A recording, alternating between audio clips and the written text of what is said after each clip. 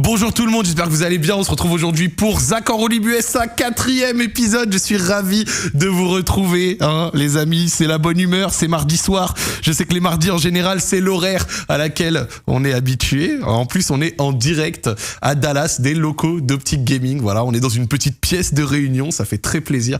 Mais c'est un Zack en Roue Libre, je sais que vous l'attendiez. Ça a été 2 semaines très prenantes, les gars. Entre Ludwig, Temper, Crimsix, il y a 2 jours qui est passé nous donner un Zack en Roue Libre de 3 heures quasiment.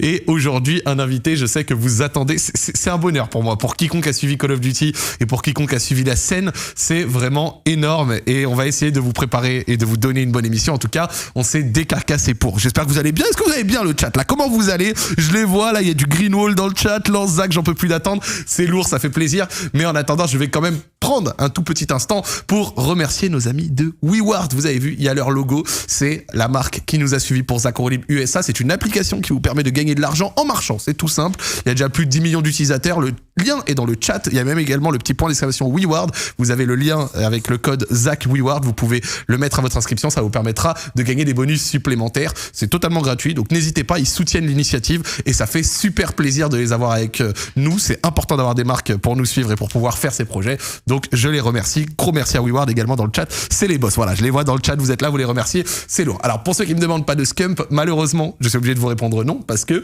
il a malheureusement eu une sorte de petit tournage qui s'est calé, ce qui fait qu'avec le fait qu'on parte jeudi, ça n'a pas pu se faire. J'ai eu Crimsix, je trouve que c'est quand même assez cool niveau Pro Call of Duty, mais aujourd'hui, pas de Pro Call of Duty. On va avoir quelqu'un du côté un peu plus effectif, un peu plus business, un peu plus, on va dire, opérationnel, parce que aujourd'hui, je suis avec Hector X, le créateur et un des fondateurs de la structure OpTic Gaming. Hello X, how are you?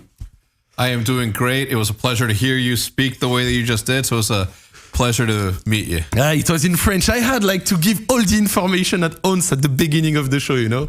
How are you? I'm doing well. Thank you for coming. How was your weekend? My weekend was really good. We just came off a really good championship week in Halo. World Championships, foremost accomplishment was something that it was heartfelt for me. Let's go. What did you think when... parce que pour vous dire, les gars, c'est la première personne, c'est lui qui a accepté de venir en tout premier quand je lui ai proposé. What did you think when a couple months ago I sent you a message? It was like nighttime in France to tell you, okay, Hector, we haven't spoke and seen each other in a long time. I'm gonna come with my team. Are you okay to make this? What did you think when you saw the message at first? I was excited. Not a lot of people are doing what you're doing, and I'm always all about fun and being able to help somebody else out. And happy that you took the time to visit the United States. Yeah. We came to Dallas, like a couple days ago, and we went to downtown, Deep Ellum, the main the main neighborhoods, and it was actually fine. I prefer Dallas than Los Angeles. Yeah, same. Me too. Los Angeles. So we're gonna go through a lot of this. Comme d'habitude, les amis, pour la traduction, nous avons Alice. Alice, tu es là? Tout va bien? Ouais, salut tout le monde, salut le chat. Voilà, et salut Alice, elle va encore faire le travail pour faire en sorte que vous puissiez comprendre tout si vous ne parlez pas anglais. Et puis si vous parlez anglais, on va essayer bien entendu de faire en sorte de parler doucement pour que vous puissiez gentiment tout comprendre. Je lui disais que j'aimais bien Dallas et que je préférais Dallas à Los Angeles. Et donc, on va pouvoir démarrer gentiment. I have a classic with my show. It's a classic I think that just to know a little bit more about you. So I'm gonna be asking to you, just to start off, can you tell us more about you? Who are you? Where do you come from? And what did you study? What is your educational background? So my educational background is graduated from high school, did 1 semester in college, which is university, but it was a junior college, so not really any major university. Do I pause for those 40 seconds right after there? No, you can just go ahead. Okay, cool. Then, don't worry, Alice is here. She takes notes. Okay. And she just okay, perfect. give everything. All right, just want to make sure that I'm following the rules because I do want my messaging to my French people out there that haven't seen us in person in such a long time. Let's go. We miss going to French events. The ESWC, was it? The yes. ESWC. That needs to come back because we loved going to Paris. Yeah. It was a couple years ago, but I know that there were a lot of OpTic fans as well in Paris. Yeah, it was a good time. Obviously, us having the chance to visit worldly places with through video games was something that was like a dream come true. But to go back to where my name is Hector Rodriguez, also known as OpTic. I am the founder of OpTic Gaming. I was born in El Paso, Texas, so 8 hours from where we sit today. But I lived in Ciudad Juárez, Chihuahua, Mexico. Okay. So I grew up in Juárez, Mexico for 13 years. At 13 years old, my parents kidnapped me and took me to the coldest place on earth called Chicago, Illinois. And that's where I've been for 27 winters. You don't say 27 years, you say 27 winters. Okay. Because how cold it is. So spent there. I always knew that I was going to come back to Texas. And who I am a creative person. Okay. I love, I've been an artist all of my life, a graffiti artist for the majority of my teenage years, into my like early 20s. And I wanted to find creative outlets, and making montages on Call of Duty was one of them. Like it was a part of your like creational process? That's right. Like it was a way for you to express it? Yeah, so what graffiti taught me, and what graffiti taught me was that you can make a brand for yourself, and people who have similar like-minded sort of thoughts can relate to that. And word of mouth is very important. And when I brought that into gaming, it sort of gave me a leg up in gaming. Well, how was the life in like Ciudad Juárez? Is it the city that is like cut in half with El Paso? Like there is a side in the Mexican, like in Mexico, and one side in the US? No, but sort of. So I was born in El Paso, Texas, and then 15 minutes the other way is where I lived. It's the Rio Grande, which is the border of the. I mean, Ciudad Juárez has been in every single cartel movie that's ever almost existed. So that was a game, I think, Call of Juárez, if you remember. That's right. Yep. Call of Juárez was a game. Yeah. And how was life right there? Humble beginnings. It's a regular city in Mexico. I will say that the people there, me growing up there, was one of the best experiences that I've ever had. I wouldn't trade my childhood for anything. The humble beginnings always, sort of set me apart, I believe, because it gave me a look at what real life is, and then what we do on a daily basis, which is a dream come true. Of course. I really think like I'm really happy that you speak about it, because like when I have like some people, some guests right here, they speak about like their French childhood, because they've mostly been born in France or maybe Belgium. Having someone who was born in the US, raised in Mexico, and then in Chicago, there's like, it's a completely different, I think, mindset and stuff. It's really, really interesting. I know that, like, actually, I've made my research. You are 42, I think, years old. And so you had, like, kind of a life before esports. Can you tell us about what you have been doing before going into esports and video games? I had lived an entire life, right? I was a grown adult. I had a regular job. I was first in mortgages, and then the insurance company, and then the magic of the internet, YouTube, and Call of Duty stepped into my life. So I already knew what my life was going to be for the rest of my life. I was going to go into an office. I was going to wear a suit and a tie, and that's what I wanted to do growing up. Growing up, I, coming from the humble beginnings that I did, and my parents sacrificing as much as they did to move us to the United States, I knew that I had no other choice but to be successful. And being an immigrant, being an American-born immigrant, I knew what my task was. I knew that I had to make my family proud, and one of the ways to do that is being successful, because money alleviates a lot of the pains. So I knew that I had to make as much of the opportunity that my parents provided for me. So I always wanted to wear a suit. I attributed wearing a suit with money. Yes, wearing a suit with like the fact, like an accomplissement, an achievement. Achievements, yes. Achievement. Est-ce que tu pourrais nous traduire un petit peu tout ça, s'il te plaît, Alice? Ouais, bien sûr. Alors, il s'est présenté en disant que voilà, c'était Hector, qu'il avait 42 ans, comme tu l'as dit, en fait, il est né aux États-Unis, du coup, au Texas, et en fait, après, il est tout de suite parti au Mexique. C'est un peu à la frontière avec les États-Unis, d'après ce que j'ai compris. Ouais, c'est ça. Il a vécu là-bas jusqu'à ses 13 ans. Donc il a eu une super enfance, même si il venait d'une famille qui était pas très très riche, bah il échangerait ça pour rien au monde. Il en garde vraiment des très bons souvenirs. C'est ça. Et après, en fait, ses parents l'ont pris à 13 ans et ils sont partis à Chicago. Il a dit c'est l'endroit le plus froid du monde. J'ai passé 27 ans là-bas. Il a même dit que ça faisait 27 hivers tellement il faisait froid. The coldest city on earth. Exactement. Et après, il est revenu au Texas. Et comme tu lui disais, il a 42 ans, il a sûrement eu une carrière avant l'e-sport, donc il en a un peu parlé. Il disait qu'il était dans l'assurance et qu'il avait vraiment une vie banale, quoi. Il se levait le matin, il mettait son star et hop, il allait au travail. Parce que pour lui, c'était vraiment hyper important d'utiliser l'opportunité que ses parents avaient pris et tous les sacrifices qu'ils avaient fait pour venir du Mexique jusqu'aux États-Unis pour réussir dans la vie.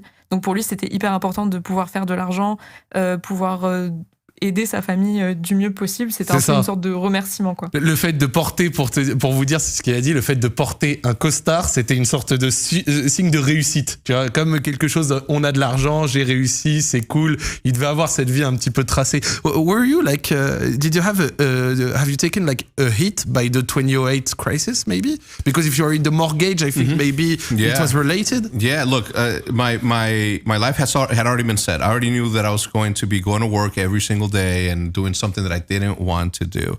And once the markets crashed, it came down hard on everybody, especially people that worked in that industry. To give you an example of how bad it got, when I was 26 years old, I bought my first house. By the time that that's actually the same year that I joined OpTic. By the time 2009 had come, we had already gone through a recession in which I had to give back my home and 2 of my vehicles. So sort of a complete reset. Okay. I went from making $180,000 a year, and that's a lot for a regular civilian. Of course. I mean, that's a lot, period. And then back to like a normal 35 to 40,000. So, you know, it was a lot for somebody like me who had thought that he had accomplished what he needed to accomplish, and all of a sudden have it all ripped away from me. Was it really difficult? Maybe you already had a family at the time, no? You were alone?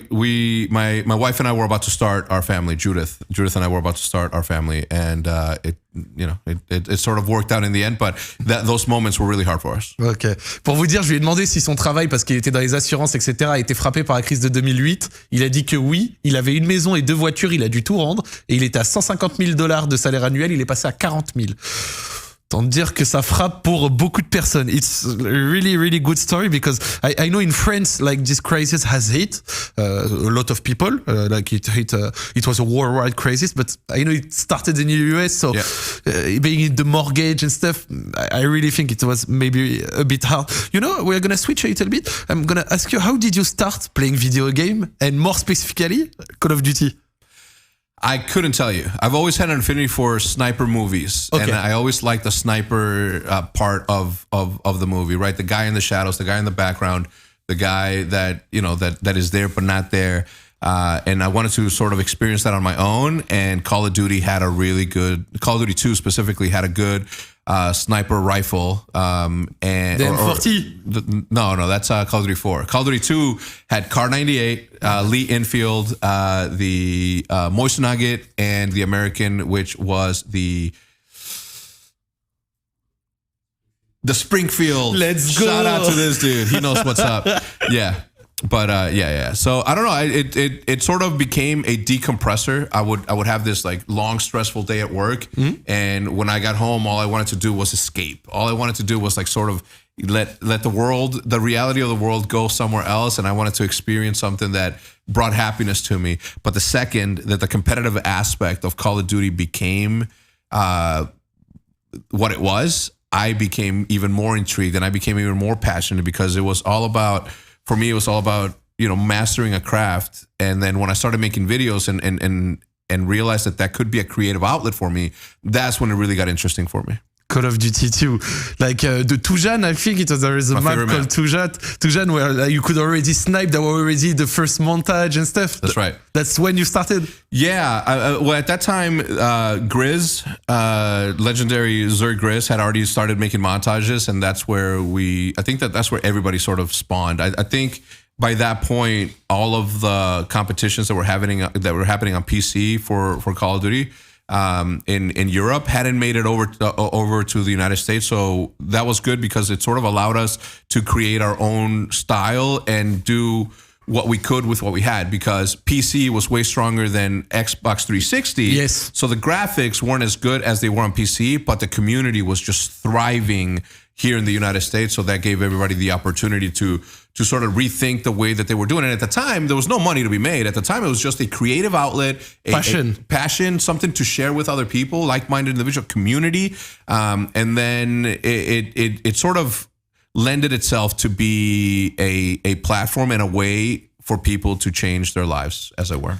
Why do you think like it's a real question? Because I think it's still something that is not, I think, maybe not that true anymore, but that was at the time. Why do you think like the console games were like really big in the US and the PC was maybe a little bit like, I think I'm gonna say slow, sorry. And then in Europe, there was a big console scene as well, but it was more about like PC and stuff, the computers and so. What do you think? It was maybe a cultural thing? Yeah, I think it was about the economies, right? The economy of whatever country you're in had a lot to do with whether or not you played a console game or a PC game. If you bought a PC, there's multi-use for that. You could use it for gaming, but you could also use it for school and you could use it for work. So you get 3 uses out of it, where here in the United States, you gave your kid a gift of a console, which was only used for that, and eventually turned into an entertainment unit where you can watch Netflix and all that stuff. But at the time, it was strictly and only for gaming. Ah là là là là. Je lui ai posé ces questions. Comment est-ce qu'il a commencé Call of Duty? Pourquoi est-ce qu'il pense qu'il y avait plus de PC en Europe et plus de consoles aux États-Unis? Alice, je te laisse nous traduire tout ça. Yes, alors il a commencé à dire qu'il avait découvert Call of Duty, enfin c'était un peu par hasard parce que lui il a toujours aimé beaucoup les films d'action avec les snipers et tout, puis il s'est rendu compte que Call of Duty 2 du coup ce qu'il disait, ouais, exactement. ça avait exactement ça, et en fait ça lui permettait après une dure journée de travail de rentrer et de décompresser, de se déconnecter complètement de la réalité et d'oublier tous les problèmes qu'il pouvait avoir dans la vie et au travail. Avec le classique, en fait, les snipers de l'époque sur Call of Duty 2, sur Toujane, le Springfield, plein d'armes qui parlent de fou, et ça a été d'ailleurs les débuts des montages sur Call of Duty. Tu peux continuer. Ouais, c'est exactement ce qu'il disait. Du coup, il s'est mis à faire des montages avec les vidéos et en fait, il s'est rendu compte que ça pouvait devenir une vraie passion parce que, comme il le disait au tout début, il est hyper créatif et il a fait beaucoup de graffiti et tout, et que pour lui, c'était vraiment, c'est devenu sa passion, quoi. Il pensait pas que ça allait vers ça. Et avec la communauté qui grandissait, il s'est rendu compte avec d'autres personnes que c'était une sorte de passion en commun et qu'il pouvait continuer à le faire et potentiellement à en vivre après, quoi. Mais qu'au début, c'était pas du tout pour l'argent. C'était vraiment parce qu'il aimait faire ça. Exactement. Et il pense aussi qu'il y avait plus de PC en Europe parce que justement, vu qu'il y avait peut-être un petit peu le côté économique d'avoir plusieurs utilités avec un PC, en Europe c'était un petit peu comme ça, alors qu'aux États-Unis c'était plus le classique, j'offre une console à mon fils et ensuite on verra ce qu'il en fait. Bon, en gros il joue, il y a pas 150 autres choses à mentionner. In 2007 you joined like OpTic Gaming, the sniper team created by G and crew, I think. Maybe you no, it wasn't. I'm lost. Like I got it wrong. A little bit. Let's go. A little bit. Just tell us. So I joined a game battles team called OpTic. Right, the sniping thing hadn't happened yet. Okay. I joined it at first as a referee. I refereed Call of Duty competitive matches, Call of Duty 2 competitive matches, and then after that, because of the friendship that I developed with the people that were in OpTic at the time. And me being the age that I was able to sort of join just as a fun thing to do after work. It wasn't a business. It was literally just a pickup team, the same way that you and your friends might, play. When we started making videos, that's what actually when I took over OpTic completely, and that's when I sort of identified that there was a space that I can provide something to. And Sniper, as you know, was my favorite weapon in the game, and my brother also was also very huge into sniping. And then from there we were sort of like, what if we just create a sniping only team? And at the time there was none, right? Didn't exist. So I'm like, that's pretty good, right? Like if we're able to sort of create a team that is very hard to get into, and we're gonna keep it to only 10 members tops, no more than 10. And that's how we got to the first 7, and the first 7 sort of led into something completely else.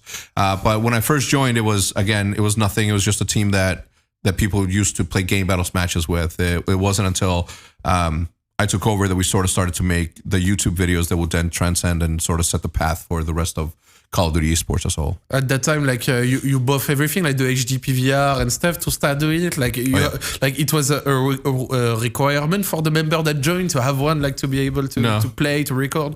No, I as long as they were good. The first thing is like if you're good, right? Because I wanted to get the established. We're the best first at sniping, and then after that we will record it.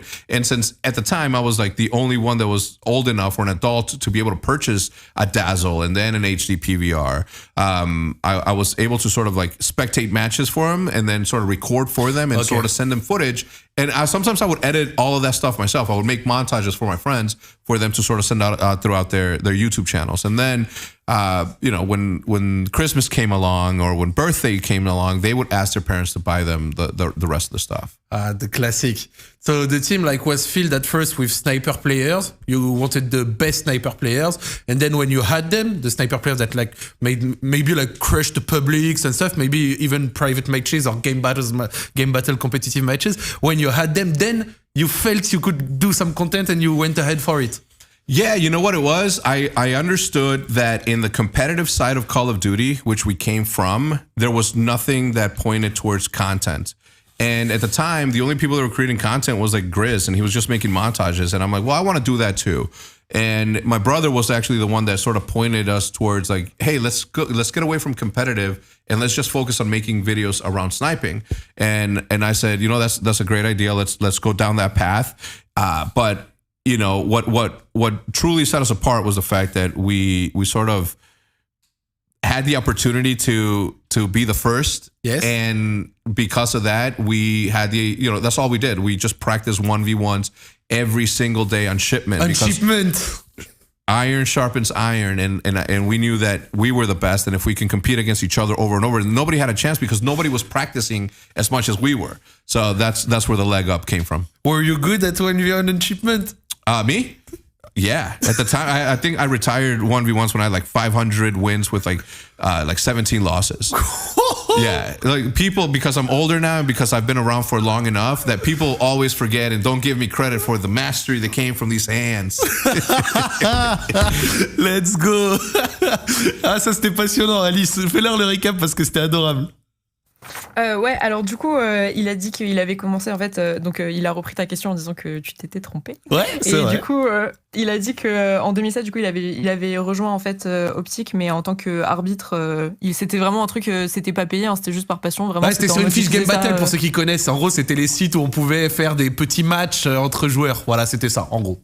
Ouais, c'est ça. En fait, il faisait ça juste après le travail. Et en fait, il s'est fait plein de potes dans le milieu. Il a commencé à avoir des gens de la structure et tout. Et en fait, comme c'était le plus vieux, c'était lui qui pouvait acheter tout le matos pour faire le vidéo editing, les montages et tout. Et du coup, en fait, il s'occupait de faire ça pour tout le monde. Et après, du coup, ils ont voulu monter une équipe de sniping, mais ils voulaient que ça soit hyper restrictif, c'était seulement genre les meilleurs. Et compétitif. En gros, avant de vouloir faire des vidéos, ils voulaient être les meilleurs au sniper avant d'avoir des mecs qui font du contenu. Et une fois qu'ils ont été les meilleurs au sniper, à s'entraîner, à faire des 1v1 et tout, là, ils ont fait du contenu. Ouais, exactement, c'est ce qu'il disait. Et en fait, il était un peu dégoûté parce qu'il disait on aurait pu être les premiers si on avait pu le faire avant, on aurait été les premiers, quoi. Exactement. Et donc du coup en fait derrière ils ont commencé à faire du contenu un petit peu petit à petit parce qu'ils se sont dit que c'était les premiers à faire. Et je lui ai demandé, et toi t'étais bon en 1v1 sur Shipment? Il m'a dit, mec, j'avais une fiche Game Battle avec 501 victoires, 18 défaites. 17 défaites, je crois. Autant te dire que you were a good player. Like maybe they don't give you the credit you deserve. Yeah, definitely. I'm still a good player if I had the time. Not pro level, right? I mean that's reserved for the gifted by somebody else. But I think at the time I was an above average player, definitely, and only because of the amount of time that I was focusing on that. And I had to play a lot in order to get as much footage as I wanted to in order to create the videos that were going to entertain people. And the community started to sort of build around that. What also happened is that because of those videos, other people started to team up together and create their own sniper teams. Because although they wanted to join OpTic, I had made it a very early rule with all of us that it was very exclusive. It was an exclusive club. So people are like, well, if we can't join them, beat them. Let's create our own stuff and try to beat them.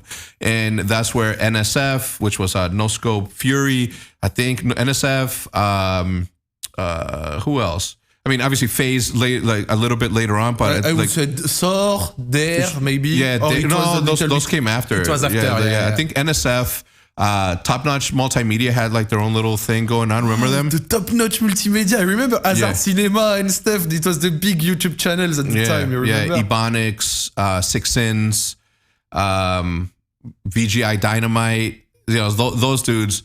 They did their thing, and for me, I sort of saw this thing developing, and it was good from, I don't know where it came from. Maybe it's, again, the imagination that I have as a creative person sort of saw this thing evolve through the years before it even happened. I'm not saying I predicted it, right? But I sort of understood because it made sense that it would take a path that it did. You felt it. Yeah, I did feel it. It's really nice. Like I when I prepared this show, I went like through your first video. So like I heard your first commentary and stuff. It's like fun times. And Alex, là ça va être le commentaire. I went through one of your first Modern Warfare 2 video. I just wanted to take a quick moment to show you something maybe you're not even aware of. On your first Modern Warfare 2 video, like you made a video to show how like the new kill cams, because the kill cams were new at the time. When a team deathmatch ends, there was a kill cam. And on this video, in one of the comments, you can see, et là on va mettre, just have a look, you can just go, Ali A, 12 years ago, on one of your first video, là tu peux montrer la vidéo, on one of your first video on Modern Warfare 2, just to show how kill cam works. It's crazy. When I just saw that and I saw Alia in your comments, I was like, wow. Yeah. His name at the time was Matriox, something like that. You know, if you look at the opportunity that I've had to sort of collaborate with people, I was lucky enough to have the foresight to start the YouTube channel. And if you look throughout the history of my videos, you'll see that, you know, very early on, I was already interacting with people who then became one of the biggest ever, right? Like from that video, I created a series called Top 5 Kill Cams of the Week on Machinima. What up, Machinima? Big OpTic Hex here, coming at you with another Top 5 Kill Cams of the Week. And on the first episode, the guy that got the number 1 spot was FPS Russia. Right, FPS Russia, who became FPS Russia in you know, eventually. At the time he was FPS Kyle, but then so a lot of people that interacted with OpTic very early on sort of went on to be, you know, some of the biggest people in that. What I will say, like early on, or right now, is the one of the things I'm most proud of is the fact that we did a really good job of sort of empowering our teammates to become, you know, major players in the space. You know, from look at 100 Thieves, right? My young brother Nate, he came from OpTic, and you know, we sort of built this thing together that will outlast us, hopefully. And now what he's built with 100 Thieves, right, was sort of using the same mentality and the same approach, is something that I'll always be proud of, right? If you look at Fwiz, right, Fwiz went from being the head of gaming at Google or YouTube, heading up gaming and VR and AR, and now he's the CEO of Polygon Studios, like one of the most revolutionary Web3 properties that's coming down the pipeline. And I can go like down all of these rabbit holes where, if you look up, you know, we were one of the first people to find Dr. Disrespect, right? If you look it up, like 12 years ago, a friend of mine, D-Treats, you guys remember D-Treats, obviously the best. OpTic D-Treats. Yeah, the best sniper in my opinion ever. He sort of discovered Dr. Disrespect, and then we started collaborating with him very early on. He was way ahead of his time, right? Think about it. If you think about 12 years ago, it's when he first started Dr. Disrespect, but it wasn't until 4 years ago or 5 years, or like 4 years ago, that he really became who he became. So that means that he was 10 years ahead of his time, which is a good indicator for anybody out there who's experimenting and trying something, that just because it's not working today, it doesn't mean that it isn't something that will work in the future. And patience will allow you to truly explore what you could be if you give yourself a chance. In this sense, don't you think that sometimes some people are right, but maybe too early? Yeah. And then they just stop and miss on something? Yeah. That happens all the time. people want results right away, and that's never the way that life works. You know, OpTic didn't become what it is today if 14 years didn't happen. If in the beginning of all of this, let's say on year 4, call it, Black Ops 1, if I said, you know what, I'm not getting paid enough, I need to get another job. Or I want to go make documentaries surrounding graffiti. This was a conversation that I had where I was going to quit OpTic during Black Ops 1 because of the sniping wasn't my thing. I was bored of it. Yeah, the L96, it wasn't your weapon. What was that? L96. L96. Yeah. A1. Yeah, Treyarch hated snipers back in the day. But, I could have quit, but I didn't. I gave myself a chance, and, the fruits of that labor sort of became what OpTic is today. Les amis, vous allez avoir un discours de motivation là et de leçons de vie magnifiques. Alice, je te laisse leur retranscrire tout ça. Ouais, alors du coup, il disait que, en fait, ce qui était vachement bien avec OpTic, c'est qu'il avait pu être un peu le précurseur et voir énormément de gens débuter leur carrière et évoluer en tant que personne connue maintenant de la scène. Il a cité plein de noms. Donc il parlait de Nightshot avec 100 Thieves par exemple. Fouize. Dr. Disrespect. Fouize, c'est ça. Exact. En fait, que lui au départ, tout avait été fait par passion, et que du coup ça le rendait super fier parce que tous ces gens-là, il les avait découverts. Donc il parlait de sa chaîne YouTube en disant qu'en fait tous les gens qui avaient dans les commentaires, tous les gens qui avaient interagi avec lui, maintenant c'est tous des gens connus, quoi. C'est ça. Donc, et tous les gens avec qui ils avaient travaillé à l'époque, au final ils ont réussi à faire quelque chose. Fouize est devenu le head of video game sur YouTube, et après maintenant il est chef d'une autre compagnie. Dr. Disrespect est devenu le gros streamer que vous connaissez, même s'il est plus sur Twitch, et ainsi de suite. En gros, Nightshot a créé 100 Thieves. C'est tout ce genre de choses, des gens qui étaient là en 2010 avec qui ils ont collaboré, qui ont vu les choses arriver avant. C'est ça, et en fait, donc il disait que parfois être visionnaire, même si ça prend du temps, il faut quand même persister. Donc c'est là qu'il a eu son petit discours de motivation qui disait, mais si vous faites quelque chose en ce moment qui ne marche pas, continuez, parce que ça peut toujours marcher à un moment donné. Et du coup, il racontait que même lui, à un moment, il a pensé à partir de OpTic, c'était pendant Black Ops 1, c'est ça, si exact. je ne dis pas de bêtises, pour faire des documentaires sur le graffiti. Sauf qu'au final, il a persisté et il a continué, et s'il en est là où il en est aujourd'hui, c'est parce qu'il n'a pas démissionné. Justement. Il a dit les gens veulent des résultats très rapides, rapid results, that's what people want, mais c'est pas exactement ce que vous allez obtenir quand vous vous lancez dans un truc, surtout si ça marche pas au début. C'est pas parce que ça marche pas au début que ça va pas marcher au long terme. Des fois, les choses ont besoin de temps pour se faire, et il a dit par exemple OpTic a eu besoin de 14 ans pour arriver à devenir ce que c'est à l'heure actuelle. Donc c'était vraiment really good speech. OpTic Gotaga too at one point. Did you know that he was in OpTic? What? Gotaga, yeah. Gotaga was in OpTic? Yeah, OpTic Gotaga. Look it up. Yeah, look it up. It's on YouTube. Really? Absolutely. Yeah, I didn't know. Yeah. What? I missed it. Gotaga is one of my friends. I know OpTic for a lot. Ask him.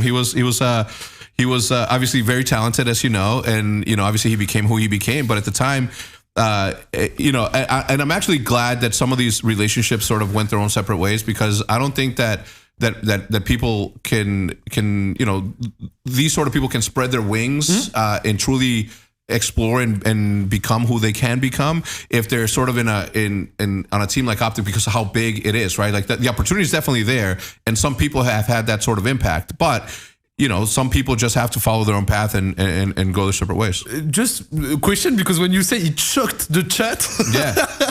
How Gotaga was in OpTic? How did it came that he? So at the time we had OpTic PS3, because once we started to expand, we had OpTic PS3, OpTic Girls, OpTic Europe, and in Europe we had this guy named Matadors who was friends with Gotaga at the time. Yeah. Do you remember Matadors? Yes, yeah. Yes. So shout out to him. And then that's how that thing. It didn't. I don't think it lasted more than a couple of months, but it was a thing, and it did happen. And as you know, obviously he went on to be a competitive player, and obviously super successful now. But very early on, again, the beauty about OpTic is that there's something magical about it that sort of gives. I don't know. It's something special. It's my favorite thing in the world. in the heart. Les gars, on vient d'apprendre que Gotaga était chez OpTic à l'époque.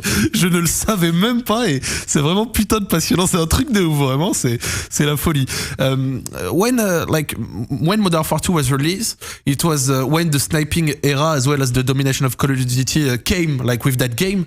Can you tell us more about your debut on it? So we saw one of your first video, obviously, and the evolution of OpTic Gaming on Modern Warfare 2. I think about things like video editing, the OpTic Predator, the big montage and stuff. Beautiful. Can you speak to us about it? I think most people started to know OpTic at that time. Yeah, it was, by then OpTic had already sort of established itself as a new thing, and it's like a thing that happens and something that's replicable, something that other people can be inspired by and go there. What I will say is that every person that has come and by OpTic, that opportunity and what they became is all on them. It has nothing to do with OpTic. It has nothing to do with me. They are the ones that put all of the effort to become who they became. Yes. I can open doors all day, but it's up to the individual to walk through it and own the room. Okay. So just think about the amount of people that have come through OpTic. Like not everybody has had the opportunity to become as big or as successful, right? So it's certain individuals that see the opportunity and then they put in the work. It has nothing to do with OpTic. It has nothing to do with us. It literally is up to the individual and their hard work as they put forward. Predators, yeah, one of my favorites. Same. Yes. Goosebumps when I saw them back. it was so good. It was such a good time too because it was all about creativity. It wasn't until people started to be like, okay, 4 men on screen and it's a good clip. That to me was I didn't agree with it personally because the shot is all that matters. The composition of the shots and all that is what matters. The letters on the side of you being quick enough to kill 4 people or 4 headshots on a row, there's something to it. But I think that people got so caught up in doing that they forgot about the beauty of just getting cool shots and creating a beautiful composition video around it. Do you think it was like what you said was the time you were maybe I wouldn't say old because you were not very old at the time, but there was a gap between the younger people who loved that and you was a more artist, calm, collected stuff, while they were okay, 4 on screen, quick scopes, the no scope, blah, blah, blah, blah, blah. Yeah. Again, for me, if you think about it, I started this thing when I went into OpTic when I was 29 years old. I was already a father while everybody else was barely 19, 18. And, I kept getting older and so did my friends. But as I kept getting older, the people that were upcoming kept getting younger and younger. To this day, I'm 42. Shotzi is 21 years old. Dashi is 21 years old. You know what I mean? These are young people, 20-year difference, right? So it has something to do, obviously, with the longevity of OpTic and our ability to continue to innovate as we go along our path and creating history as we go along. And I think that's very important for everybody that does what we do. We are part of history right now.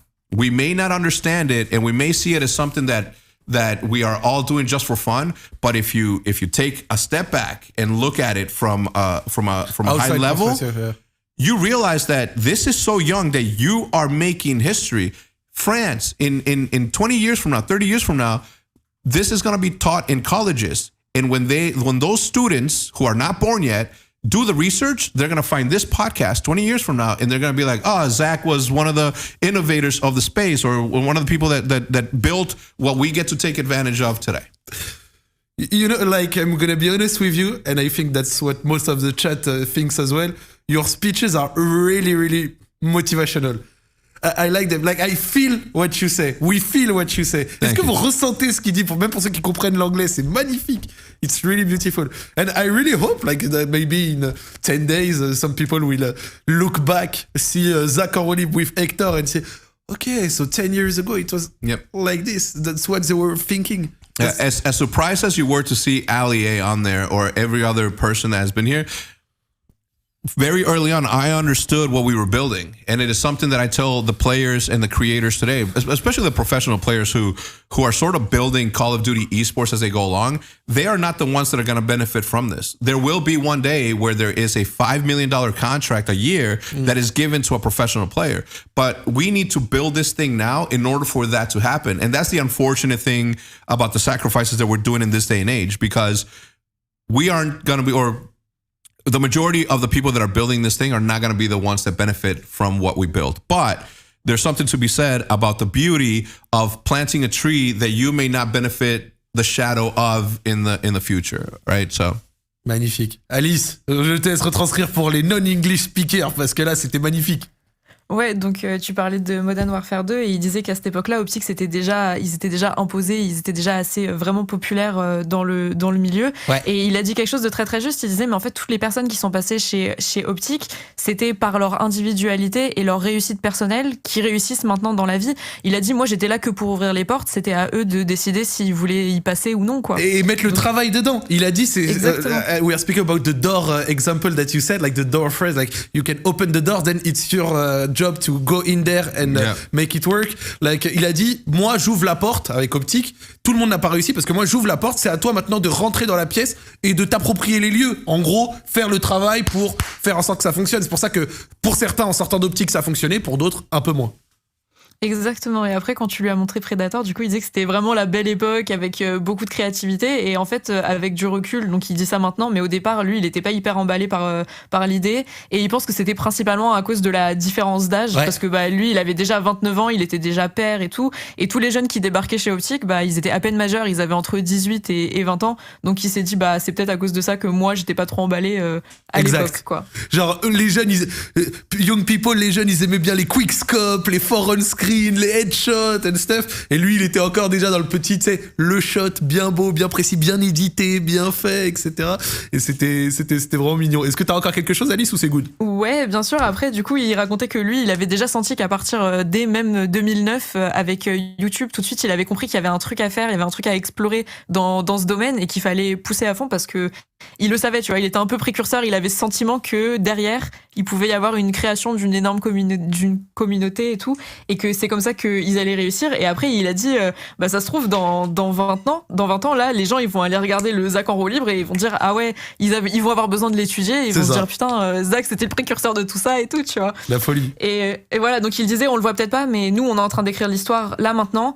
Et il racontait que en étant précurseur, en général, on bénéficie pas des fruits de ce qu'on crée, mais que du coup, il faut penser aux générations qui arrivent. Exactement, magnifique. We spoke a little bit about Modern Warfare 2. Do you want to add anything about Modern Warfare 2? Just about the game or the era of stuff, or can we go ahead? No, I think so. This is also a good bit of just like a mentality around it. During Modern Warfare 2, that's when FaZe came along, and I had the opportunity to just bring them onto OpTic and do that. And had I done that, I don't think that we would be as good as we are today. Okay. Because I do believe that although it would have been advantageous for OpTic to have what is now FaZe under it, I do believe that because of the innovation that they brought to the space, because I was comfortable at the time, we were number one, no one can touch us. But here comes FaZe with the young approach, with the young sort of new mentality of creating trick shots and all that. And although that wasn't my thing, I was all about competition and winning, I do believe that because of the new mentality and the new approach that they had, they sort of pushed the space forward. And by doing so, it made me work harder because and also like there's something to be, if I would have taken the easy approach of sort of soaking them up, because at the time OpTic was OpTic and FaZe was just starting, it would have been really easy for me to be like, yo, fuck that shit, join us. But I didn't realize then what I know now is the fact that if I would have done that, I wouldn't have been as good as I am today because I needed that level of competition for me to elevate and try harder to be and continue to stay above water. You thought about it at the time, like to take over FaZe or just soak them? No, it never happened. But I did think about it. I'm like, and there's a video out there where it says something. They're going to be my future sniping team. I'll show you. I'll link you the video, but it's there. It's on the internet. You can find it.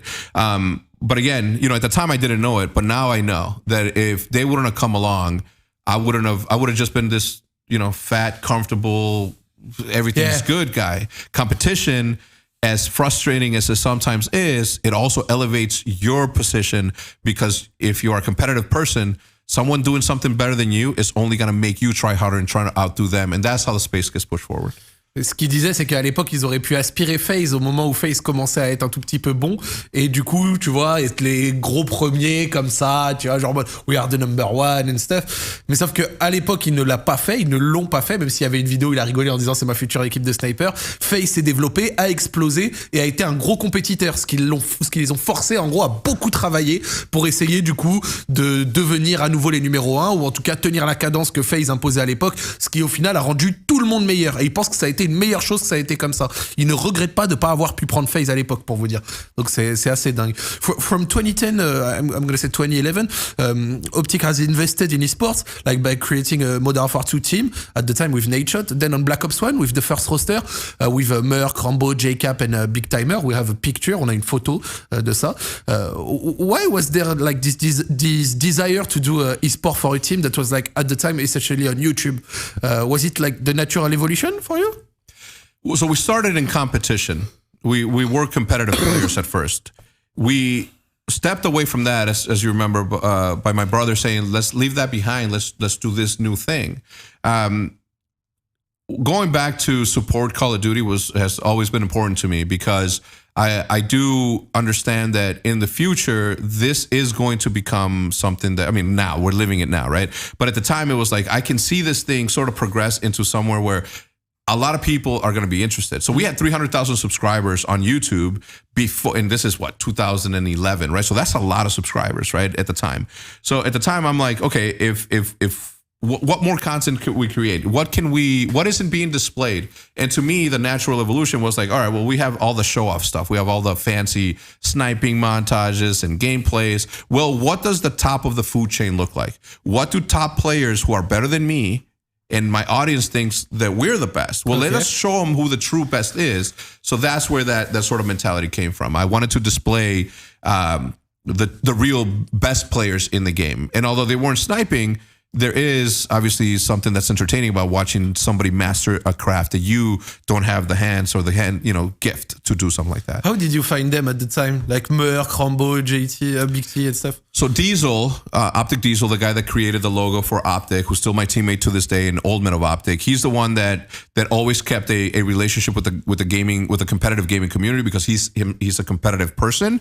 So he's the one that sort of had the conversation with Nadeshot very early on, and then from there, Nadeshot and Predator became really good friends, and then they started like the Snipers Going Ham series, and little by little we started to create. My thought from the beginning was this: I wanted to create a competitive Call of Duty team that would go to MLG events and compete. And I said, me, Hutch, C-Nanners, and Tabe. I don't remember Tabe. I'm like, we're going to go there. We're going to get our butts beat up because we're not that good. But I can guarantee you that we're going to sell more T-shirts than anybody else there, because of how big our popularity is and because of the relationship that we had with your community, with our communities. Yeah, the flex, the flex. Yeah, and I thought to myself, I'm like, well, that's going to be really hard to convince, C-Nanners, who is a very calm and very like peaceful individual, and although very good. To this, he is competitive for sure, but is he that level of competitive? And is he going to be okay with sort of putting his brand on the line against people who are inevitably going to be way better? So my thought was, it is going to be a lot easier for me to turn competitive players into personalities than it would be to create personalities out of pro players. Of course. It's way harder to go this way, like the personality to competitive player, while the other way is way easier. What was the impact at the time of winning the first Call of Duty championship? The first Call of Duty championship, Modern Warfare 3, took place at the end of Black Ops 1, which was a couple months after you started having the team, which went to the MLG and stuff. It was a team with, I think, Nadeshot and a lot of other players. What was the impact at the time towards like the first kind of world champion? Yeah.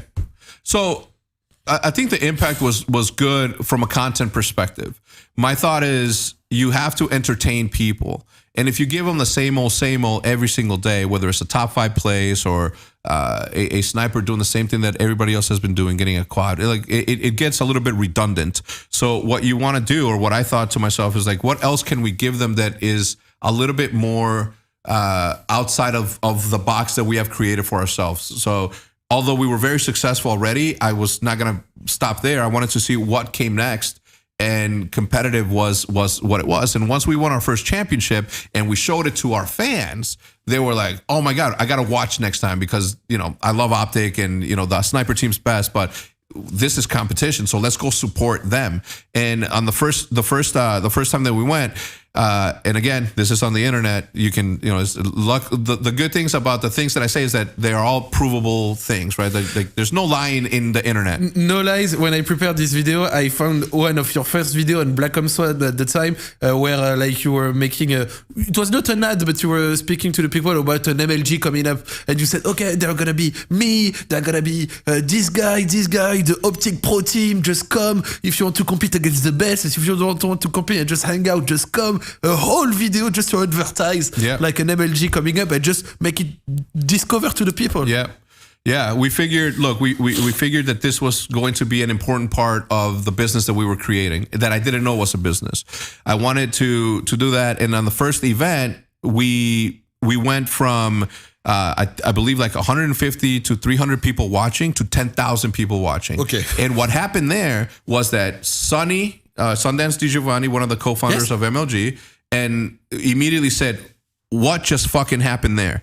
Because Call of Duty had never seen that spike in viewership. And then he said, well, why, like, these are StarCraft level numbers on Call of Duty. We've never seen that before. What happened there? And obviously it was attributed to the fact that I was on my phone and I did a live thing, and I pointed my phone towards Fwiz and Astro, who were online, and I just uploaded to YouTube, put a link on it, and everybody that was our followers like clicked on that shit immediately and went to watch our match.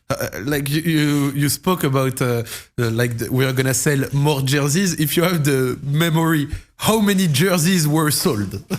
Back in the day? Yeah, back in the day at an MLG event. So it was a theory that we would sell more T-shirts, because jerseys hadn't. That's another thing, right? Jerseys, as you know them today, like the pro jerseys. Yeah, well, if you think about it, like everybody was wearing T-shirts, like team shirts. Yes.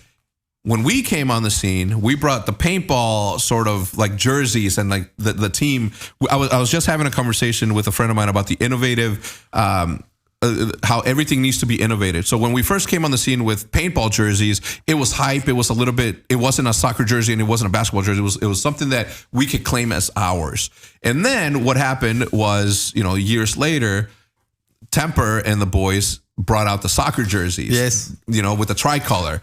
And I'm like, man, that's so sick. And the numbers and stuff. Yeah. And most recently, I think that what 100 Thieves did with their rugby sort of jerseys this last year was one of the coolest thing that's ever happened in the world of esports. So, shout out to their creative team, because it is something that, we haven't really had the time to focus on innovative stuff because of the business side of OpTic and what we've been through for the last, 4 years. 4 years. So it's been a little bit of a get OpTic to a right place instead of, focusing on innovative and cool stuff that we can do. Magnifique. Alice, je te laisse faire un joli résumé de tout ceci. Ouais, alors il disait qu'à l'époque, OpTic, ça marchait déjà super bien, mais qu'en fait, donc lui, il savait déjà qu'il y avait un potentiel futur, mais il savait pas, il s'est dit, mais du coup, comment moi je vais pouvoir l'exploiter? Et il s'est dit, en fait, parce que là, il savait que là, s'il allait en MLG avec une équipe pourrie, et même lui qui jouait, parce qu'ils étaient pas ouf, il savait quand même qu'il allait vendre des t-shirts. Mais du coup, il s'est dit, s'il faut booster les trucs, comment on pourrait faire? Il faut qu'on prenne les meilleurs joueurs. Parce que du coup, lui, ce qui était vraiment important pour lui, c'était du coup le contenu, parce qu'il savait qu'avec la communauté qu'ils avaient derrière OpTic, ils pouvaient faire littéralement tout ce qu'ils voulaient, il y avait des gens qui les suivaient. Et du coup, il s'est dit, c'est plus simple de transformer un pro player en célébrité que l'inverse. Ouais, qu'une célébrité en pro player, c'est plus compliqué, ouais. Ouais, c'est un peu plus compliqué. Du coup, c'est exactement ce qu'ils ont fait. Et parce qu'en fait, du coup, les contenus, dès qu'ils ont commencé à poster un peu sur la compétition, les gens sur YouTube, ils étaient en mode oh mais la vache, je savais pas qu'il y avait ça, il faut que j'aille les encourager et tout. Et du coup, ils racontaient que les audiences, bah elles ont carrément explosé quoi. Au départ, c'était vraiment genre 2000 personnes et c'est passé à 10 000, c'est ça qu'ils disaient, il me semble. Ouais, c'est ça. Je crois même qu'ils disaient 300 à 10 000 parce que quand OpTic est arrivé avec sa grosse fanbase et qu'ils ont commencé à avoir une équipe pro sur Black Ops 1, ça a choqué les chiffres MLG, tu vois. Ça faisait des audiences telles que StarCraft 2 à l'époque était le plus gros jeu. C'est ça, et du coup, en fait, bah, tout le monde attendait qu'OpTic vienne parce que c'était déjà pour Call of Duty, c'était des chiffres qui étaient impensables au début, et là, ça avait juste complètement explosé. Et ils savaient très bien que les événements, c'était ce moment-là où, niveau contenu, il allait pouvoir ramener le plus de monde possible. Et après, du coup, il a parlé des maillots parce qu'à l'époque, quand il parlait de vendre des t-shirts, c'était réellement des t-shirts, c'était pas vraiment les maillots comme nous, on les connaît, nous, maintenant. Et du coup après il disait que c'était FaZe qui avait ramené ce côté un peu genre maillot de foot et tout, et que plus récemment il y avait 100 Thieves qui avait fait des maillots un peu comme au rugby, mais qu'à l'époque c'était pas du tout ça, donc qu'il était content niveau créativité que ça boom un petit peu quoi, que ça explose. I have a quick question. Do you know like the bigger team, esport team in France? Vitality, yes. That's it. That's all I know. You only know Vitality? Yeah. It's funny because like we have a big team. I asked the same question to Temper. What's the name? It's Carmine Corp. KC. The tag. No. It doesn't say anything to you? No. Like it's a team. It's normal because they are just starting to develop, to have a Rocket League team, a Valorant team now and stuff. So they are getting bigger and bigger. They had a League of Legends team at first. Yeah. And it's a team who was made by Kameto, which is a big French streamer. And since like 2 or 3 years, 2 years I think, it's really, really successful. And I think it's the team with the biggest fan base in France. And it kind of reminds me of the early days of OpTic, if you want. Awesome. And it's really, really big. And it's good to hear. There is a really big fan base. I think you will hear one day of. I hope so. It's sure. Look, Vitality was competing against OpTic in Gfinity, ESWC, so that Gotaga was on there, right? So those are the sort of teams that I remember. If you're not, you know what I mean? Like if you're not there, it's pretty hard to do that. But I completely I just found out about Loud like 2 years ago, right? And Loud is massive in Brazil. Yeah, so I believe that. Same way, if you ask somebody else, like what are the odds that somebody in Brazil or somebody that OpTic is known only because we've been around from the beginning of time, So. The people in the chat, they told me he doesn't remember us while we beat OpTic in Rocket League. Apparently, OpTic lost to Carmine Corp. Just recently? I think maybe recently. C'était récent, les gars. Yeah. It's funny because Kamel, have you heard about the Pixel War? The what? The Pixel War, the big community event on Twitch, on Reddit a couple months ago that made big viewership and stuff. What was it? The racing stuff? It wasn't a racing stuff. It was another thing. The Pixel War. It was like there was a board on Reddit where everyone could draw some things. And there were big community. Yeah, of course. And the French community had a lot of big streamers who did like massive things. There was even a Zinedine Zidane portrait on it, and it was like led by Kameto, which is the awesome. Guy I spoke. I'll look into it. Yeah, the Reddit place. I learn, right? I'm a student of what we're building every single time. So the more I know, the better. So thank you for introducing me to that team. It's fine. You will hear about them. I'm quite sure one day. Modern Warfare 3. I'm gonna go back to Call of Duty. Modern Warfare 3 is the first game where European and American team met. So beforehand, there was only MLG and competition in Europe, ECLs, EGLs. Then OpTic came to Europe to compete. At first, EGL 5, then EGL 7, which they won by stomping the tournament. How was it for you? And was it important for you to cross the Atlantic to develop that, to see how it was? How was it for you? It was a dream come true. One, to be able to get to travel to Europe to do something that you love is like priority number one. Most people don't have the same luxury of being able to travel for work to like these incredible, places, legendary places, historical places. So for us to go to Europe and London and then eventually France, I think for us it was, an eye-opening experience because we knew that we had. So this is Apex, right? Apex, but it was the first event EGL 5. I just wanted to have that. So So yeah, look, at that time we weren't making enough money to be able to fly them. Actually, to be fair, I didn't even get a chance to do that. They said, "Hey, we're going to Europe, and this is what's happening." I was like, "All right, I'm not going to hold anybody back." So anyway, the next time they were with us immediately. They came up for GL7, so I just skip the Apex NA part. No, this is part of history. I love it. Right? It was a moment in time. It was real. It happened. But for me, I knew that we had a lot of people in England specifically that were fans of OpTic and that consumed their content, and to be able to meet them in person is always like one of the greatest joys of my life. I'll be walking down the street and I'll make eye contact with somebody who doesn't necessarily know who I am, but I'm like, wait, I know him. And that's a relationship that it was once only one way, me talking to a camera. So when I get to sort of put a face to one of the many people that follow us, it's always an absolute honor, and it reminds me that it isn't just a camera that we're talking to. There's something deeper there that's a connection that's real. And was it important just to go to European events to even win them and say, okay, so we won now the Call of Duty XP and stuff. We even can win in in Europe and stuff. I think there wasn't many tournaments in the US at the time. Maybe it was the only way for you to compete. Yeah. But was it important for you to do this? Absolutely. Again, competition makes you better. And we were going over there to find out whether or not Europe was better or NA was better. But one thing was for sure, somebody was going to benefit out of that, right? If we lost, then we would have known that we have to be better. If they lost, which they did, that elevated their scene. And if you look at it now, there's a lot of top players that are in the United States. I mean, the Frenchman Paco Hydra, he's competing, right? So he's competing at a super, super high level. And I believe that that talent like Paco is everywhere. You can find the same thing in Germany, the same way you can find them in France or Belgium, you name it. There's a player out there that is good enough to be able to compete at the level that we're at. Really? Of course, absolutely. Think about soccer, right? It's the biggest sport in the world, or football, right? The biggest sport in the world. They're not from NA, right? There are some NA players that are good enough to compete overseas.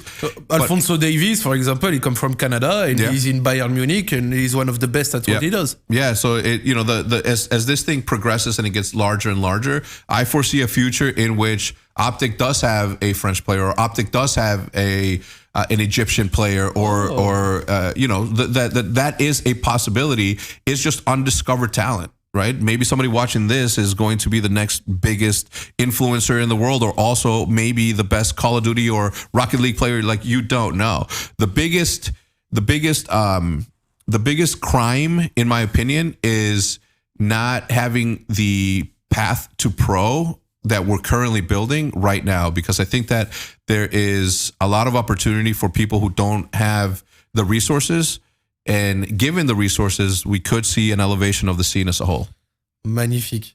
It kind of reminds like the training ground that they put in the football clubs, where you can just come, have access to great pitch, great material and stuff, and just express your talent. Yeah. And so you don't miss out because you just don't have the money, It's something that we have in Europe. That's why we produce a lot of football players, for example, of this quality, and very regularly. Alice, je te laisse prendre le relais sur ça, parce que c'était très bien ce qu'il vient de dire. Ouais, alors du coup, il parlait de ce que ça avait été les voyages en Europe avec tous les tournois qu'ils avaient gagnés. Quand ils étaient arrivés sur MW3 et qu'ils avaient commencé à gagner tous les tournois en Europe, notamment le GL5, le GL7 et le GL8, par contre, qui avait été pris par TCM à l'époque.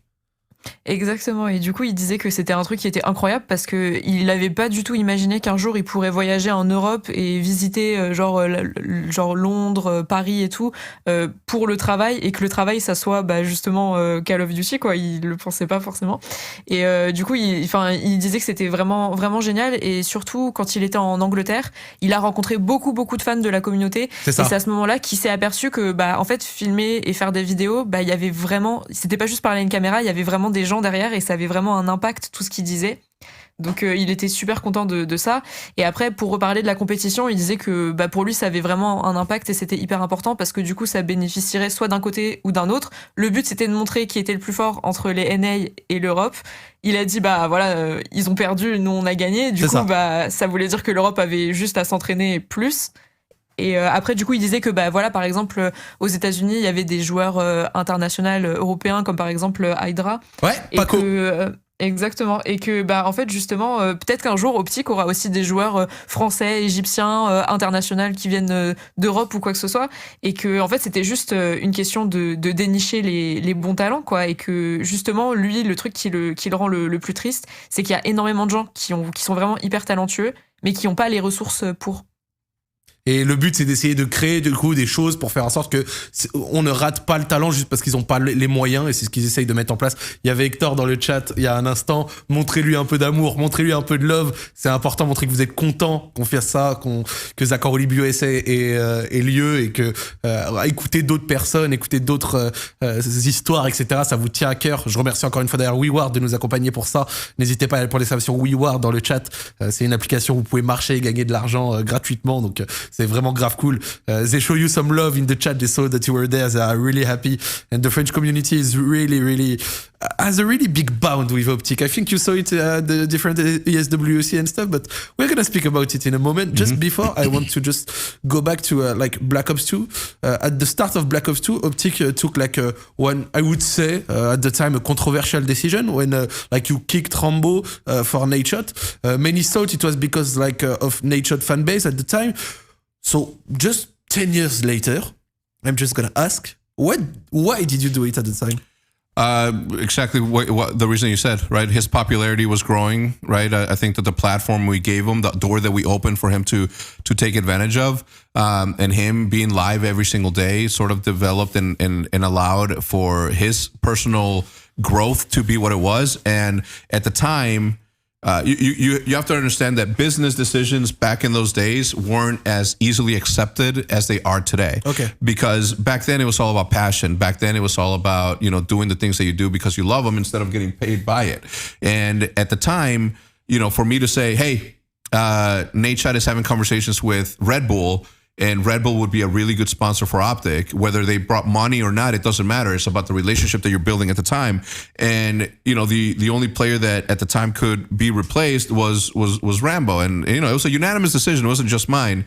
And it was the right decision. Obviously, like if you look at where we're at today, it was definitely the right decision. Empowering people who are on the way up is what you have to do every single time. You have to rally behind the popularity of a specific person, because as a team, your job is to build each other up. And the second that starts to work, you have to hyper focus on that and be like, what more can we do? So making him, not only allowing him to join OpTic, right, at the time, but then eventually him being the captain of that, allowed for his persona to continue to grow, because it went from him being the player that he was, and then being the most popular Call of Duty player, but then being the captain of it. Like all of these things sort of like added to the machine that is Nadeshot, and the growth and the legend that is Nadeshot. So at the time, it was an easy decision to make. Rambo had the same opportunity to stream as long as Matt did. He had everybody on the team had the same resources to be able to do what Nadeshot did. Nadeshot was the only one at the time that just said, I gotta stream. I have to make content. And this is how I connect, right? So he learned from the Predators. He learned from the D-Treats and us from creating content, and that sort of elevated his position on the team to be one of the most important assets and members of. It was also mutual benefits, I would say. Like, I mean, he was already on the team, and he saw the benefit. He saw the opportunity, because again, you don't just come on OpTic and just make a bunch of money. It's not how it works. You have to put in the work, right? Like it is, and this goes and applies to everything in the world. You have to make it work, and you have to put in the work. You have to work harder than everybody else to win in this thing. And it even worked out at the end, because like you won the first event on Black Ops 2. It was a UMG, I think, in December, pretty early. But I think that when you won this one, just after the chain, just after like the controversy it made, it was a good thing. I think in your mind it was like, okay, we were right. Yeah, look, winning at the time didn't matter to me, right? I mean, let me rephrase that. Winning has always mattered, but content has always had a little bit of a leg up on there. Because my thought was, if a tree falls in the middle of the forest and nobody's around to see you win a championship, did you win a championship? Right? It's a little bit confusing there because I mixed two things together. But it's It isn't, right? To me, it was about sharing as much as we could because it was an opportunity that we had. Up until this point, no team in the world, and I'm not talking about esports, I'm just talking about the Cowboys, I'm talking about Real Madrid, I'm talking about everybody. Up until that point, nobody had the opportunity to take YouTube and use it as a tool and as an advantage to grow an audience and to have the relationship. So we had an advantage there. I mean, even to this day, you see traditional sports companies buying up esports teams, as it happened with me. Why do you think that is? It wasn't because they needed. It wasn't because it made sense from a business standpoint. It made sense from an audience standpoint. Baseball, football, soccer, you name it, it's all consumed on TVs, right? But every young audience that was consuming content was right here. So they needed to live on the phone and on Twitch and on YouTube, and they weren't doing that. So very early on, I saw that as an opportunity. I'm like, if this is going where I think it's going, then we need to pay more attention to growing an audience. And the way that you grow an audience is by sharing and by meeting people that truly gets it to where it's at. The days of that athlete is, I'll never be able to shake that athlete's hand. That was our advantage because we wanted to meet people. Of course. We wanted to be a community. We wanted to meet everybody because we knew that more meant bigger. And the bigger we went, the bigger the opportunity. Oh la la. It's amazing to hear. It even helped Chet at the time to develop his YouTube and stuff. And even the OpTic as a whole. It was like, from a business standpoint, it was just the right thing to do. Not only that, but it helped them, right? At the time, they were just players that played Call of Duty. And sometimes if they won, they got money. Well, I showed them a way to make money, whether or not they built or whether or not they won a championship. And what I realized early on is that if you sort of give your competitive players the ability to only focus on winning and not worry about winning the money to pay the bills, a pressure gets lifted. So at that moment, when you have a career, when you have the ability to make money on YouTube or other resources, your bills are paid. Your rent is paid, your food is paid, and that's out of there. Winning a tournament is nice, but you're solely focused on winning it, not because of the money, but because you want to win that. The money's taken care of. You're now only focusing on winning. You're not focusing on anything else, not the money, not the viewership, literally just winning, and that's the beauty of it. That's really beautiful, and I really enjoyed it because I can relate to something Cream said 2 days ago when he came.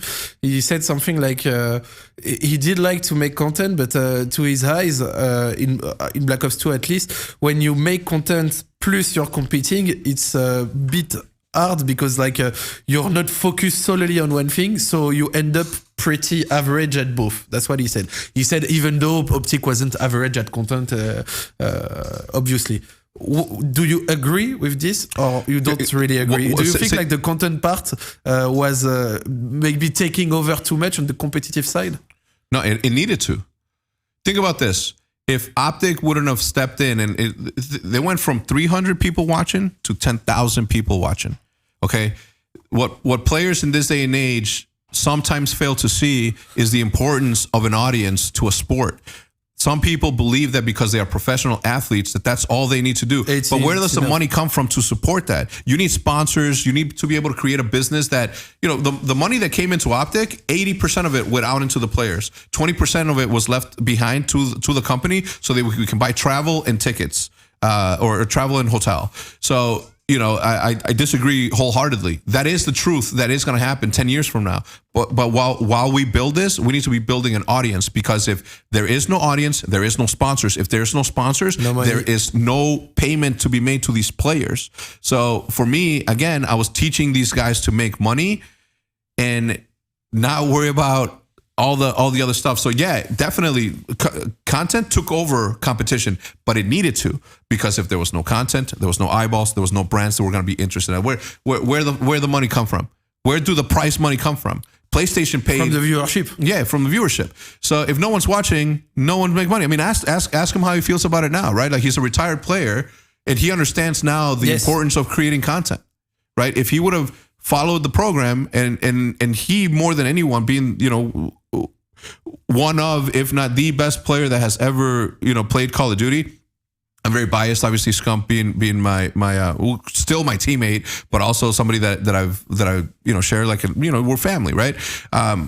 This thing is available to anyone. What we didn't do in secret. We showed everybody. Yes, everybody saw the blueprint, and it works. So for players to not take advantage of the opportunity that's there is still to this day one of the most mind-blowing things. Why wait until you retire to build an audience? That's going to be the toughest time to do it, because you don't have the steady paycheck coming in from your team, right? If you're a professional player and you're getting paid whatever you get paid a month, after practice, go build your stuff, because that money may not be there forever. You have to retire at some point, and you got to have a nest egg. You have to have an opportunity. What's your backup plan? It reminds me, in France, we had like something that looks like this, but it reminded me of the players who played with Gotaga and Vitality, took massive audience because of it, but didn't work on their personal branding at the time. So they were not streaming, or they were not really making content and stuff. And it ended up, when they finished their career or stopped playing in Vitality or with Gotaga, it was at this time they started to try and do something, but for a lot of them, it didn't work out really. Yeah, and look, the easiest time to be able to create content with somebody who's big is when you're their teammate, right? Period. And the second that you stop being their teammate, they're sort of like, well, I have to build my other teammates up to become what they want to become. Illy, for example, right? Like he just had a thumb injury, right? Imagine if that went completely sideways. That's career over. That's no more paycheck from gaming unless you become an analyst, right? But this opportunity is there for everyone, and not everybody is taking advantage of that opportunity. If me, at 42 years old, still to this day, am uploading videos and still doing the business side of this thing, there's no excuse as to somebody else, not doing that. You can say that it's different. Practicing and getting your head bashed in on a daily basis on a competitive level is strenuous work. It is. But that's the work that you have to put in order to create a safety net for yourself. Because again, all the contracts that are coming are not going to be here for another 10 to 15 years. For now, we have to be okay with the fact that everything that we build today, somebody else is going to benefit from.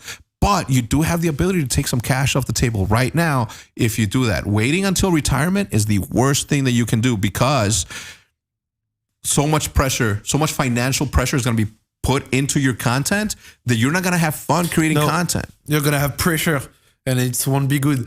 Là, on est en train de parler, les amis, de toutes les personnes. Donc, on a parlé de Black Ops 2. Alice va vous résumer ça. Mais on parlait de toutes les personnes qui, en étant joueurs pro, etc., n'ont pas saisi l'occasion pour réussir à faire un peu de personal branding, se monter une marque, avoir une vraie fanbase, faire du contenu, du stream, des vidéos.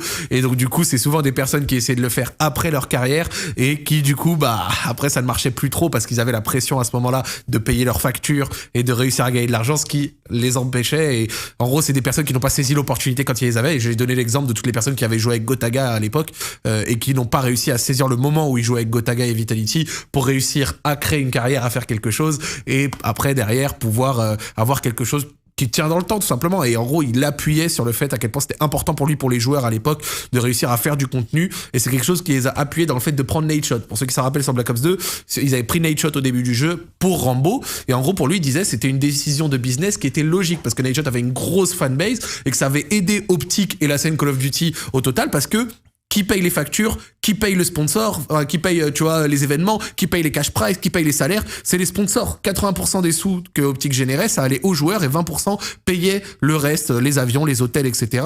Pareil pour les MLG, les events, les cash prize, tout ça venait des sponsors, sauf que pour qu'il y ait du sponsor, fallait du viewership, et pour qu'il y ait du viewership, fallait faire quelques décisions compliquées, notamment le fait de prendre Nate Shot à l'époque. Sachant qu'en plus, ça leur avait permis de gagner le premier event. Alors je suis désolé Ali, je t'ai grillé la chic sur celle-là, mais j'ai envoyé naturellement.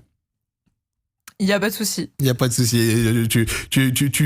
Ce n'est pas contre toi, tu m'excuseras. I went on and I pretty much summarized what you said and Thank you. It's really nice. Even though some players maybe just don't want to make content, I think that most of the time when they didn't want to, it's maybe not because they didn't want, but because maybe they didn't understand why it was important to do so. Yeah, look, I think about Paco, for example, right? Think about the opportunity for a Frenchman to create content in French for an audience that doesn't have, he's in the best spot possible. He's the only one from France, living the life that everyone is, sort of, living here in the United States.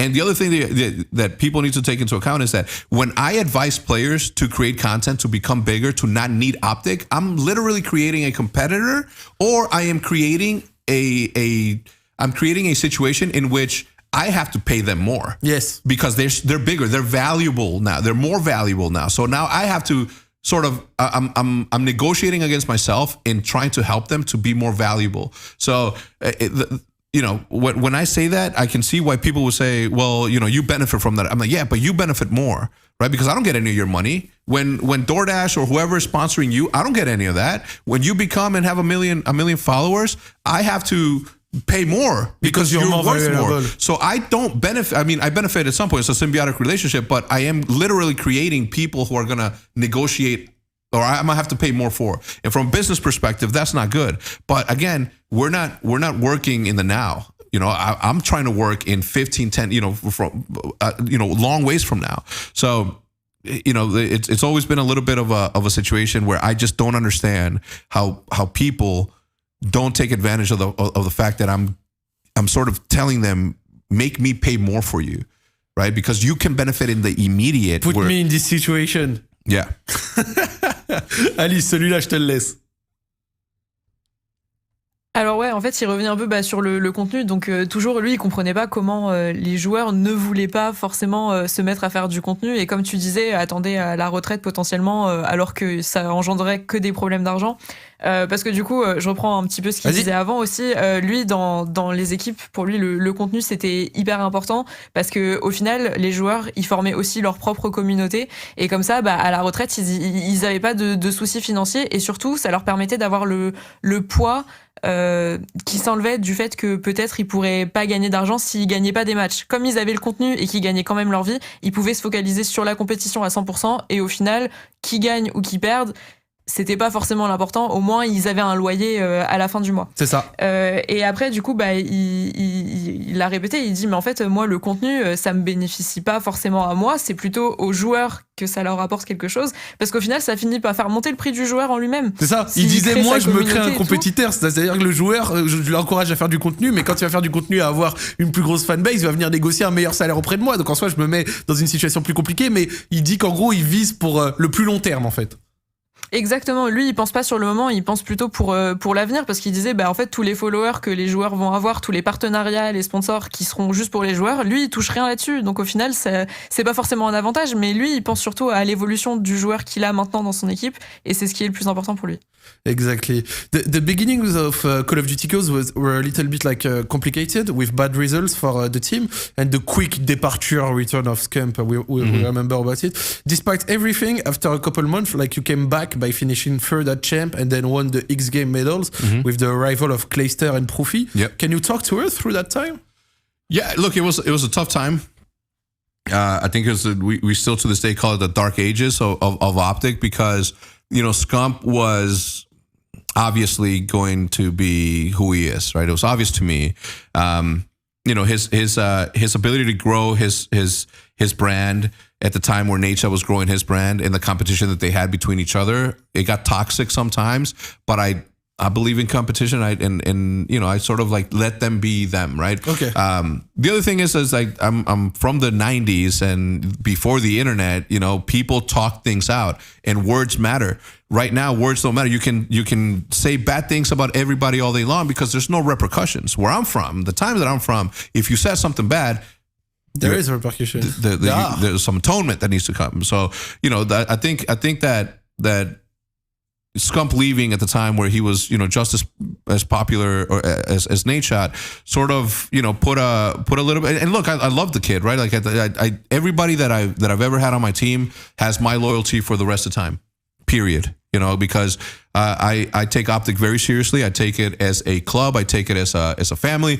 And no matter the case, no matter how the departure was, I always make it a point to have a good exit or a good separation with the people that I'm teammates with. So when he left, it was a little bit rough because we're building something and it's working. So for you to go somewhere else because you don't like Nadeshot, is a problem. And when you make me pick between you and Nate Shot, it's unfair to me because you're the one that wants to leave. And over here, I'm talking to Nate Shot, and Nate Shot says, "No, let him stay because he's better. I'll go." No, it's a tough decision. Yeah, I mean, it was an easy one because Nate Shot was telling me I'm loyal, and this guy is telling me he's not.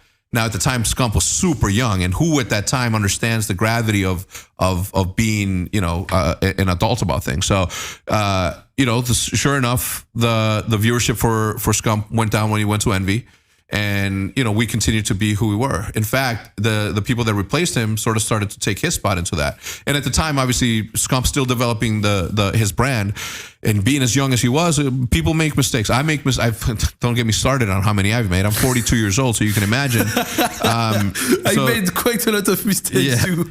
So it was a little bit of a sad time, but him coming back and Nate Shot having the maturity that he did, people don't give Nate Shot enough credit for how good of a leader he is, because he was mature enough to say, although you stabbed us in the back, not as cruel as I made it sound, but although you left us, we know that you're better for the team. And I know that whatever disagreements we had, we can make work. And I left it up to Nate Shot. I said, it's your decision only because your call. Yeah, it's your call. And he was mature enough to bring him back. And, they went on to win a whole bunch of games. Yeah.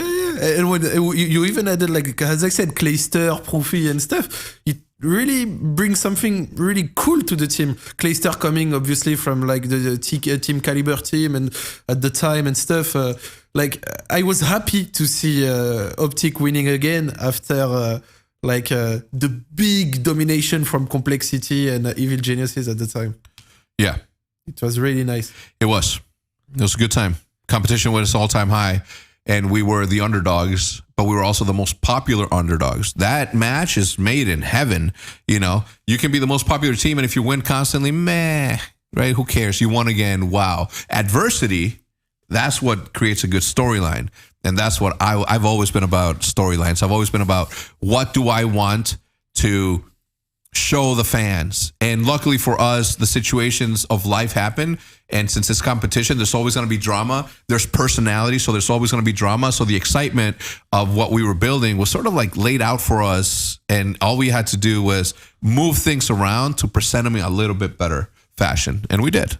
Magnifique. Je lui parlais de l'époque Call of Duty Ghost et il me racontait qu'au début du jeu, Scump avait quitté parce qu'il y avait une rivalité avec Nate Shot, il s'aimait plus trop, les deux réussissaient dans les contenus, mais voilà.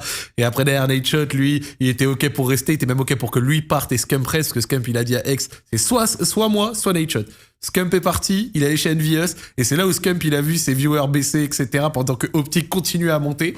Et à la fin, ils ont réintégré Scump et c'est Hector qui a dit à Nate Shot, your call, c'est toi qui décides. Est-ce que t'es ok pour qu'on reprenne Scump malgré le fait qu'il ait quitté et qu'il ait mis cette sorte d'ultimatum?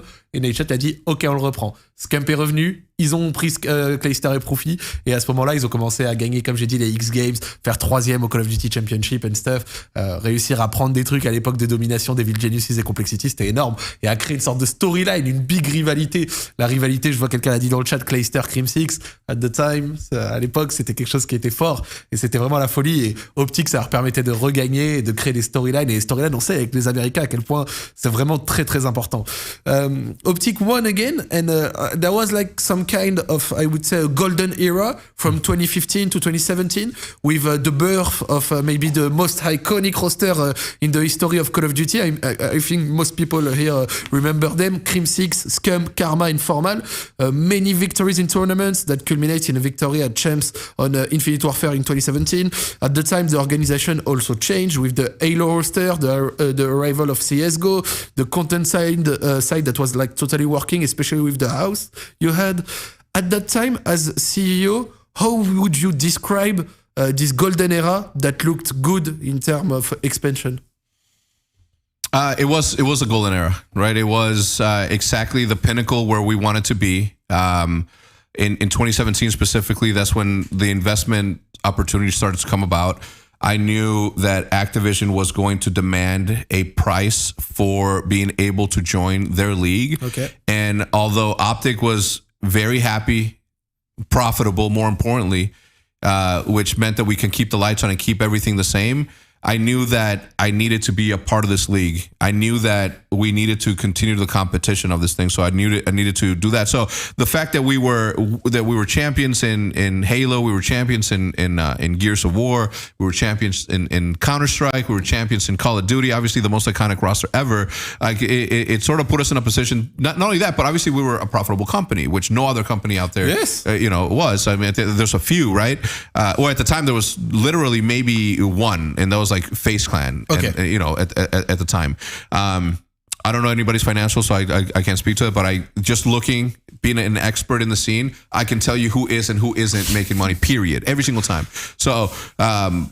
I think that as we went through the years, we became more of one of the most exciting acquisitions that anybody who was investing in esports wanted to be a part of. So yeah, it was a beautiful time, winning and being wanted by everyone. And what was the strategy when you started to pick other games? Like, I know you already had the Halo roster, for example. When you started to go on, as I said, like Gears of War, Rocket League, maybe even CSGO and stuff, was it important for you to have more and more games, rosters and stuff, and be more than just a simple Call of Duty team? So two things. One, I would have been happy with just being a Call of Duty team because we have enough of an impact on a viewership perspective where we can... Like, if you look, I don't want to talk bad about other teams, but just with one Call of Duty team, Huntsman, for example, when we started that, we were in the top 10 most talked about teams on Twitter. So if you understand the impact of creating a brand new brand and still being in the top 10 most talked about, think about the hundreds of esports organizations that spend money on League of Legends, spend money on Counter-Strike teams, on Gears of War team, and they had them all. And they're still getting their asses beat. Yeah, they're still getting. There's an impact there. So, the strategy about expanding into other teams was more about understanding the importance of garnering a new audience or getting more audience, and that came from experience, right? That came from us being a Call of Duty team. Somebody from Activision, JD 2020 is his name. He told me that OpTic was only big because of Call of Duty. He said, without Call of Duty, you are not big and you would not exist. And Someone from Activision told you that? At the time, yeah. JD 2020 is his name. It's cool now. He's long gone. It doesn't matter. But he said that, and I said, okay, watch this. That's when we started playing Minecraft. Okay. When we started playing Minecraft, we got really lucky to have a friendship with Pro Syndicate, and we were streaming. OpTic was streaming. It was me, Big Timer, Nate Chad. We're streaming Minecraft in the mornings, and that became such a weird thing for Call of Duty players to be. And Minecraft is Minecraft, that it attracted Tom to say, "Hey, let's create a series together." I think to this day, it's still the most popular series he's ever created. Is Hunting OpTic, and they created one of the most iconic pieces of content on the gaming internet up until this day, just because of what it allowed us to do. So we grew from there. We elevated out. We transcended Call of Duty, right? We transcended Call of Duty. We weren't just a Call of Duty team. We were creators. We were gaming creators. We were what we were when we started, right? We're gaming creators that just happened to use Call of Duty as the platform. But when I got told that, I said, my ego said, okay, let's see if it's true, because I want to know if it's true. Because if it's true, I need to change that. So when we started playing Minecraft, we knew that it wasn't a fluke. We knew that the people were there for us. So he's wrong. You sent him a message? No. Not important. You know what I mean? I thought you would have. No. I'm petty, but not that petty. And he knows, right? A couple of years, obviously. And then from that, I realized that, well, are we only gaming creators? Are we only popular because of gaming? So that's when the house happened. And that's when personal videos about trivia, about eating candy, about anything. Then we're like, okay, challenges and stuff. So like, let's transcend gaming. So we transcended Call of Duty Minecraft, then we transcended gaming with the personality-driven content that we created. If you look at my personal channel, there is no gaming content on there for the last 5 years. It's all my person, and that is because of that. So shout out to JD 2020 for proving me right. And even in the chat, they speak about it, the 60-50. 60-50 Russell Drive. You have it somewhere. Right here. 60-50. South 60-50. It's the address of the house where you made content? Yeah, 60-50 Russell Drive in Hoffman Estates, Illinois. Funny anecdote there. When Nadeshot left and started 100 Thieves years later, the compound, the 100 Thieves compound, the address is 6050. That's why he's got that tattoo on his Beautiful. knuckles. You also have a good tattoo. Can you show it to the camera? Maybe. Regardez les amis, il a un super tatouage. Est-ce que vous pouvez reconnaître? Can you? I asked them if they could recognize what was the sniper on it. Yeah, I can. yeah, It's the M40. yeah. M40A3. It's the one that changed my life. Ah, the good old M40. Oh, I know. There are OGs in the chat. Some people said the intervention, maybe, but no. It's No, so I got this tattoo the same time that Temper got the intervention on his. sick. Yeah. Sick. I love the. We're in Miami. You saw it, right? Yeah. I love the American people. You have this mind for these things. The minds for these things. Thank you. In Europe, we don't have this that much, I think. Est-ce que, Alice, tu peux nous traduire tout ce qu'il vient de dire sur toute la maison, tout ça, machin, c'est la folie. Exactement. Donc il disait que 2015-2017 c'était vraiment la période d'or, l'âge d'or un peu pour OpTic, et que c'était là que ça marchait hyper bien, ils étaient hyper rentables. Et en fait il y a un mec d'Activision un jour qui est venu lui dire écoutez ce qu'il a dit. Franchement OpTic vous fonctionnez uniquement, enfin ça marche uniquement parce qu'il y a Call of Duty. Et du coup lui comme c'est un compétiteur et qu'il a quand même un peu d'ego, il s'est dit ok on va tester. Et du coup, ils sont lancés sur Minecraft. Ils ont fait toute une série qui est dispo sur YouTube, où du coup ils jouent à Minecraft. Et quand ils ont vu que ça avait super bien marché, ils se sont dit voilà, c'est pas juste un coup de chance. Les gens ils regardent pour nous. Et c'est là qu'ils se sont mis à faire des vidéos un peu plus perso sur leur vie, sur des trucs un peu plus en dehors du gaming, quoi. C'est ça. Et du coup, comme tu disais, avec la maison, donc il y a un truc avec le 6050, ce qui est assez drôle, c'est que du coup, c'était l'adresse de la maison qu'ils avaient pour OpTic. Et quand Nadeshot est parti fonder 100 Thieves, c'était exactement la même adresse, mais ailleurs, quoi. Du coup, exactement. Il y avait vraiment le 6050 qui restait. Et après, tu lui as parlé de son tatouage. Et pour la petite anecdote, il disait il l'avait fait en même temps que celui que Temper a aussi. Exactement. Donc, voilà. Et je lui ai dit également pourquoi est-ce que c'était important pour OpTic d'avoir d'autres rosters, des rosters CSGO, Halo, etc. Et le but, c'était d'essayer d'aller chercher une nouvelle audience, d'essayer d'être plus qu'une team Call of Duty et d'être une grosse équipe au global, une sorte de grosse structure e-sport. Et c'est pour ça qu'ils avaient fait ça. À l'époque, il y avait la ligue Call of Duty qui allait se mettre en place. Ils savaient que Call of Duty allait demander beaucoup d'argent. Et c'est aussi à ce moment que ça a ramené des investisseurs. Et c'est là que d'ailleurs, je vais enchaîner. You spoke a little bit about the Call of Duty League, where you knew that they were going to ask for a fat stack of money to get in, and maybe that's why at the time, as you said, OpTic was profitable. Là, je l'ai pas dit, mais il a dit OpTic était rentable à l'époque. C'était une des seules structures e-sport qui était rentable. C'est pour ça que c'était chaud pour les investisseurs de venir dedans. That's when, I think in 2018, the Texas Rangers came and invested within OpTic. Why have you done it? And was it necessary to evolve? And what were the problems that you encountered with the management at the time when it went through?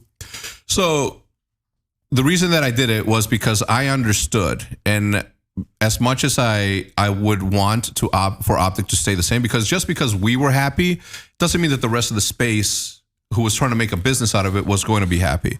I knew that there was teams out there that had massive investments, millions and millions of dollars plugged into them, that they can take money from and say, Scump, I'll give you $1 million to come play for me. And I, as his friend, can say, Don't take the $1 million. No, I can't. I have to see him succeed. Although if I'm not helping you succeed, then I'm in the way. And my thought was, that's going to happen, right? That is a reality. That just because everyone here is happy making content and is only owned by us and this is what we do, doesn't mean that the rest of the space is going to evolve the same way. And I always resented a lot of teams for sort of doing that. But to each person his own.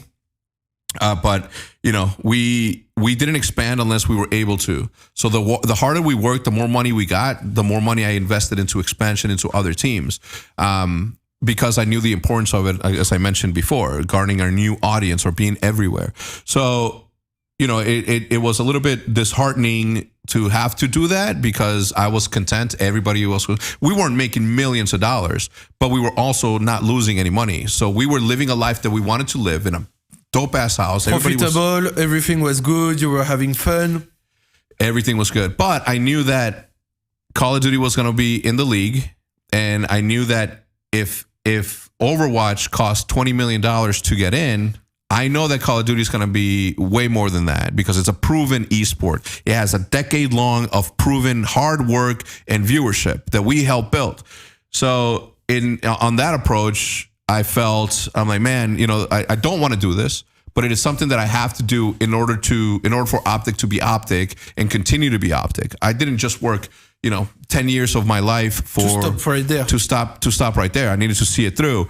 And again, it was one of the toughest decisions that I made. I was scared, letting go of something so near and dear to me was a scary thing. But I was also tired of only being the only person, me and my wife being the only people that actually worked there.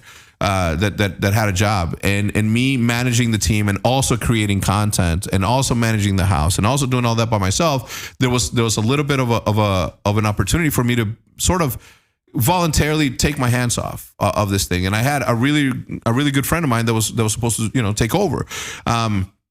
It ultimately, people just had different visions for what the next iteration of OpTic was going to be. My thought was, once we do this, the gaming side is on autopilot, right? It's working. All you have to do is water the plant every so often. There's nothing to change. Let it be. Let it survive. Let's focus on the new thing, which is content. How much more content can we create that is going to push this thing even farther or further? So for me, it was that. And the second that we sort of started working together, it just didn't fit.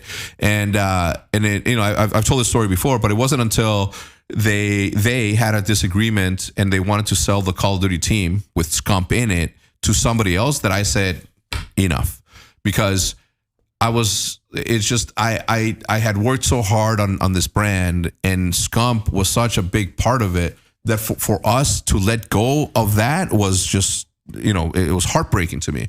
And I just couldn't let it go. I couldn't let it go. And I fought for it. Alice, je t'en supplie, traduis-leur ça parce que ça a vraiment une histoire de fou.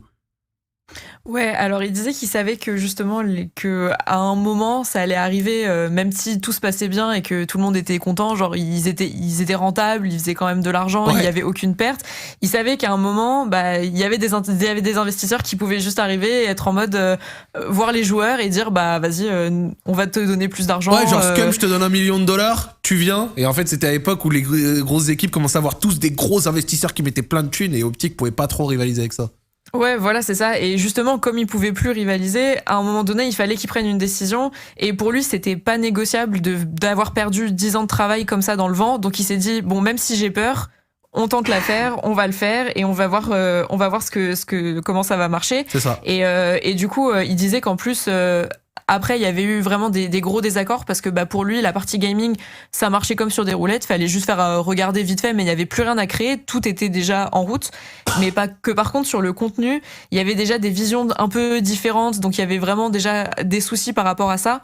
Et en fait, le point de rupture, ça a été au moment où ils ont voulu vendre l'équipe Call of Duty avec Scump à l'intérieur, qu'il a dit non, là, c'est trop. On arrête. C'est plus possible. Et c'est à ce moment-là qu'ils ont quitté et qu'ils ont du coup créé autre chose avec Chicago Huntsmen, notamment chez NRG, etc. Je vais un petit peu sauter ce passage-là, d'accord, ça fait quasi 2 heures on est là, donc j'aimerais bien qu'on aille un petit peu plus tout droit. Like, I'm gonna just a little bit skip about the Chicago Huntsmen part, etc. In 2020, you managed to negotiate with Immortals to buy back the rights of OpTic. Was it complicated? Was it like expensive? What was your feeling and then what was your feeling when the deal was signed, which means, okay, we are going home, we take back our name and what we created? Yeah, it was the Immortal side was really, they were gentlemen about it. Okay. They were very cooperative. Nice. Can't say enough good things about them, right? They allowed me to get my brand back.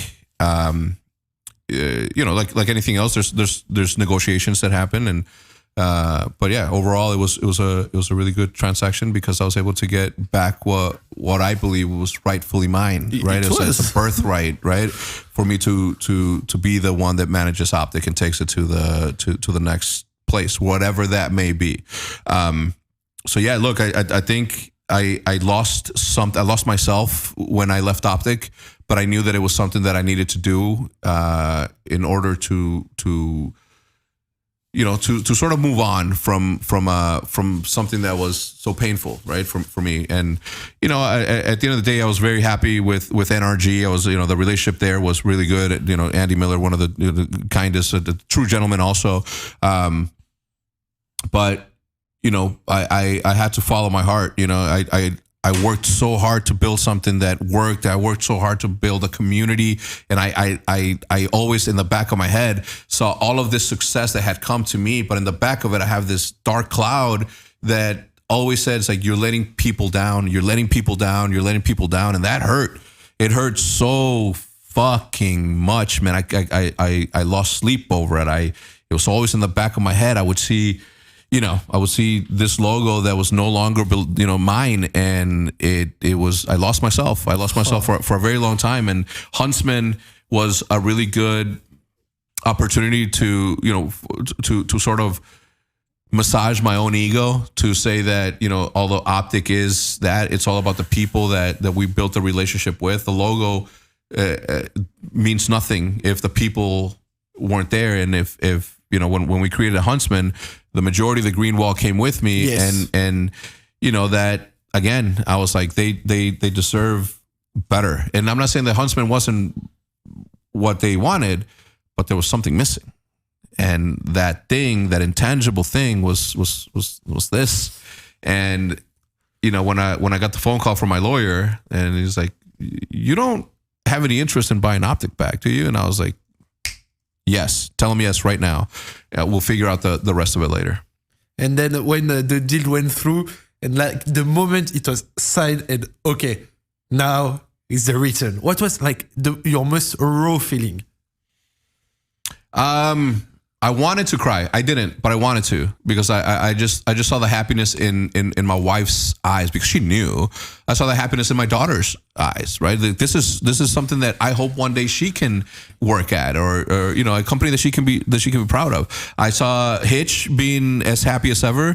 I saw everybody just like it was a full sort of like a good ending to a really, really dark part of my life, and that could have been it, right? That could have been it. But when I got OpTic, and we got OpTic, Chicago back, and it was a really, really good year. It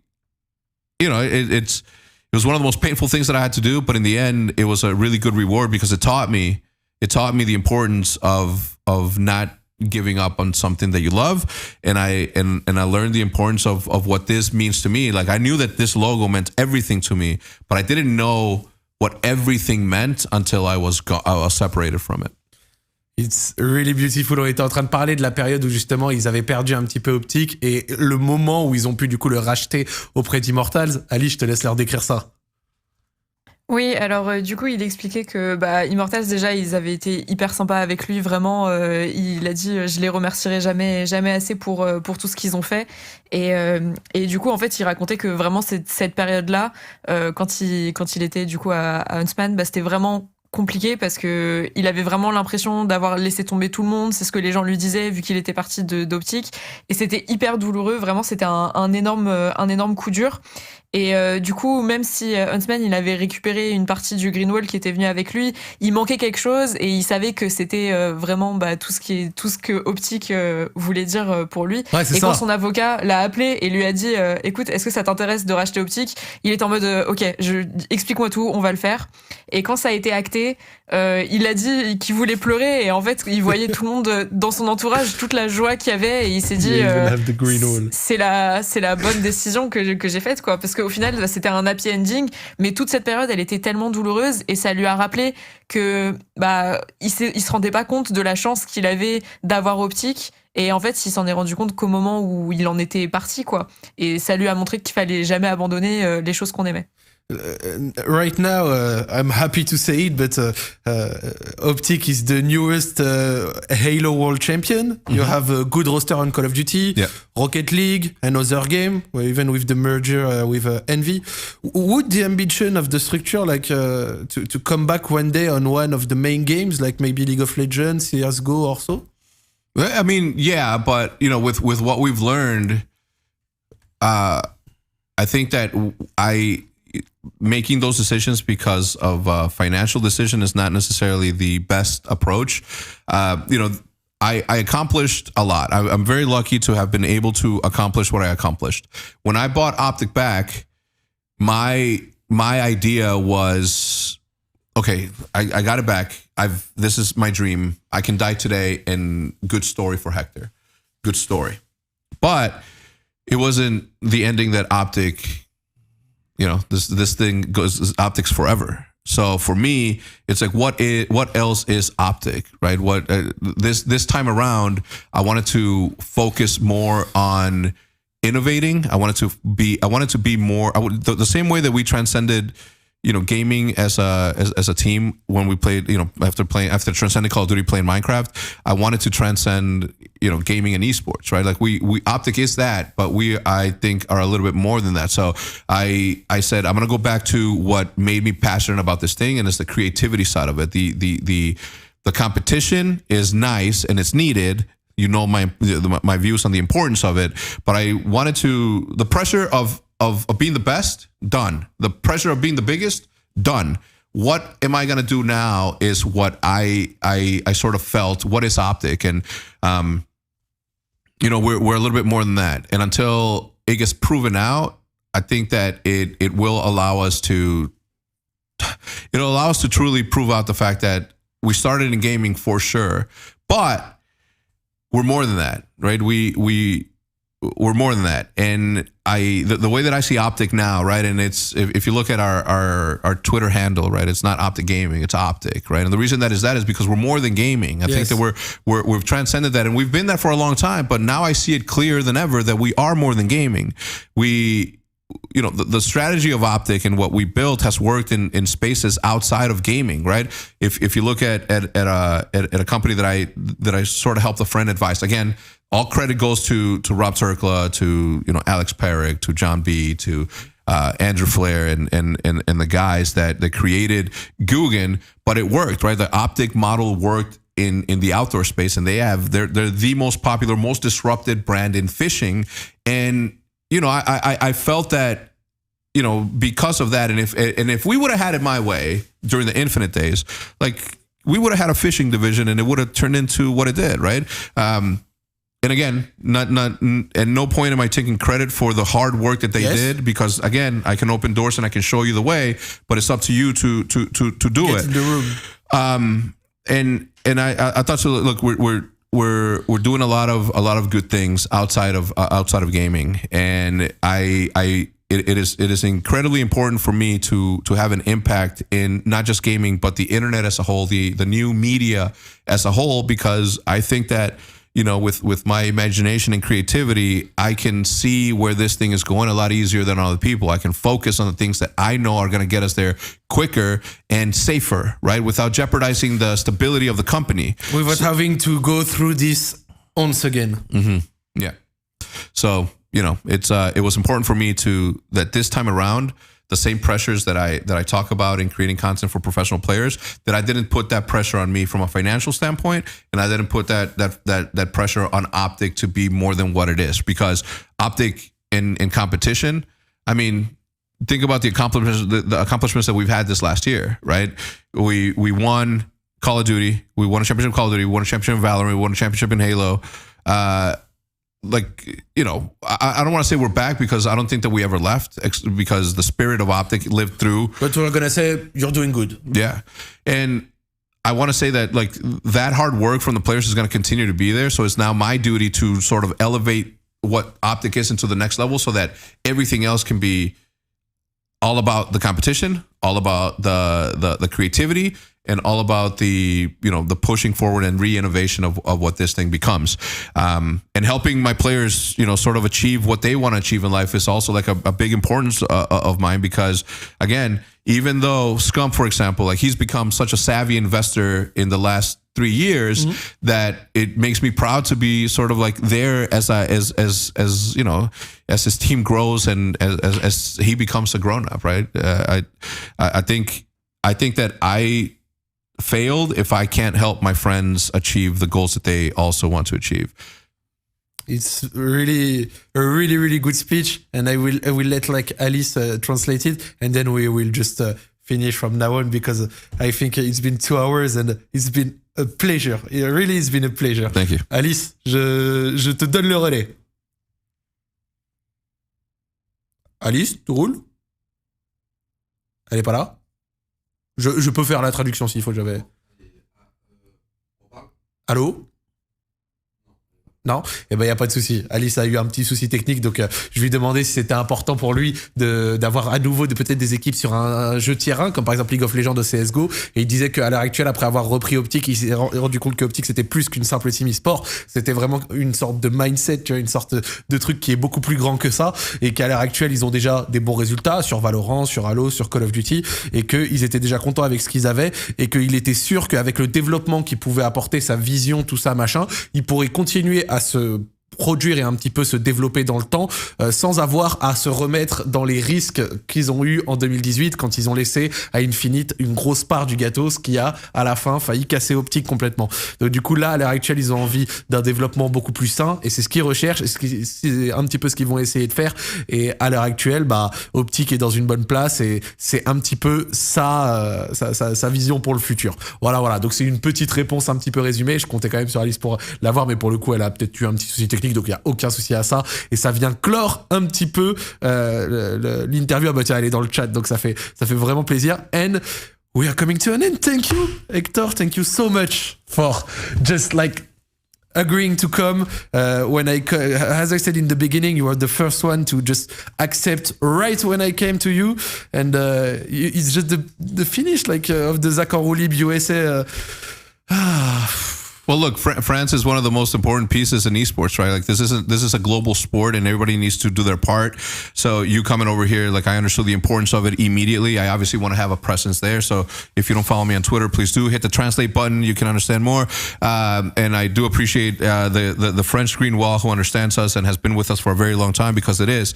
When we went to ESWC in France, like the crowd was super loud. You remember? Absolutely. It was one of the best crowds that we've ever experienced. I can remember clearly we were playing CTF in Advanced Warfare, yes. And the map, it's like an Asian map. It's got like a Zen garden and all that, and we were playing, and the crowd just like it made me feel at home, and I will always have a place in my heart for Paris. Les amis, franchement, je vais même pas le traduire ça. Je pense que même si vous parlez pas anglais, vous l'avez compris. Il adore et il a compris l'importance de la communauté française. Il se rappelle de l'ESWC quand OpTic venait jouer et adorait la passion qu'on avait.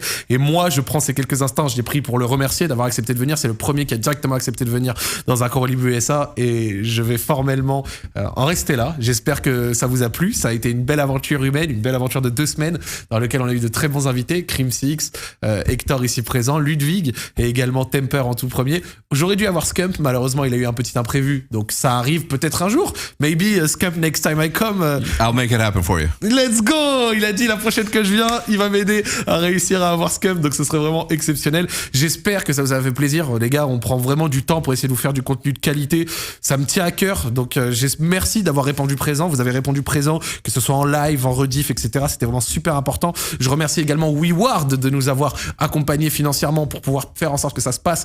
WeWard, n'hésitez pas, le point d'exclamation WeWard est présent. C'est une application où vous pouvez gagner des sous en marchant, tout est gratuit. Et ça permet de soutenir le projet et faire en sorte que ça se passe. Donc c'est très important. Il y a également le Zack, le code avec lequel vous pouvez vous enregistrer sur l'application et gagner encore plus d'avantages. Donc je remercie. Merci WeWard. Merci les viewers. Thank you Hector. Once again, merci Alice pour tout le travail qu'elle a fait sur cette série et cette saison. Zack Roue Libre USA, c'est terminé.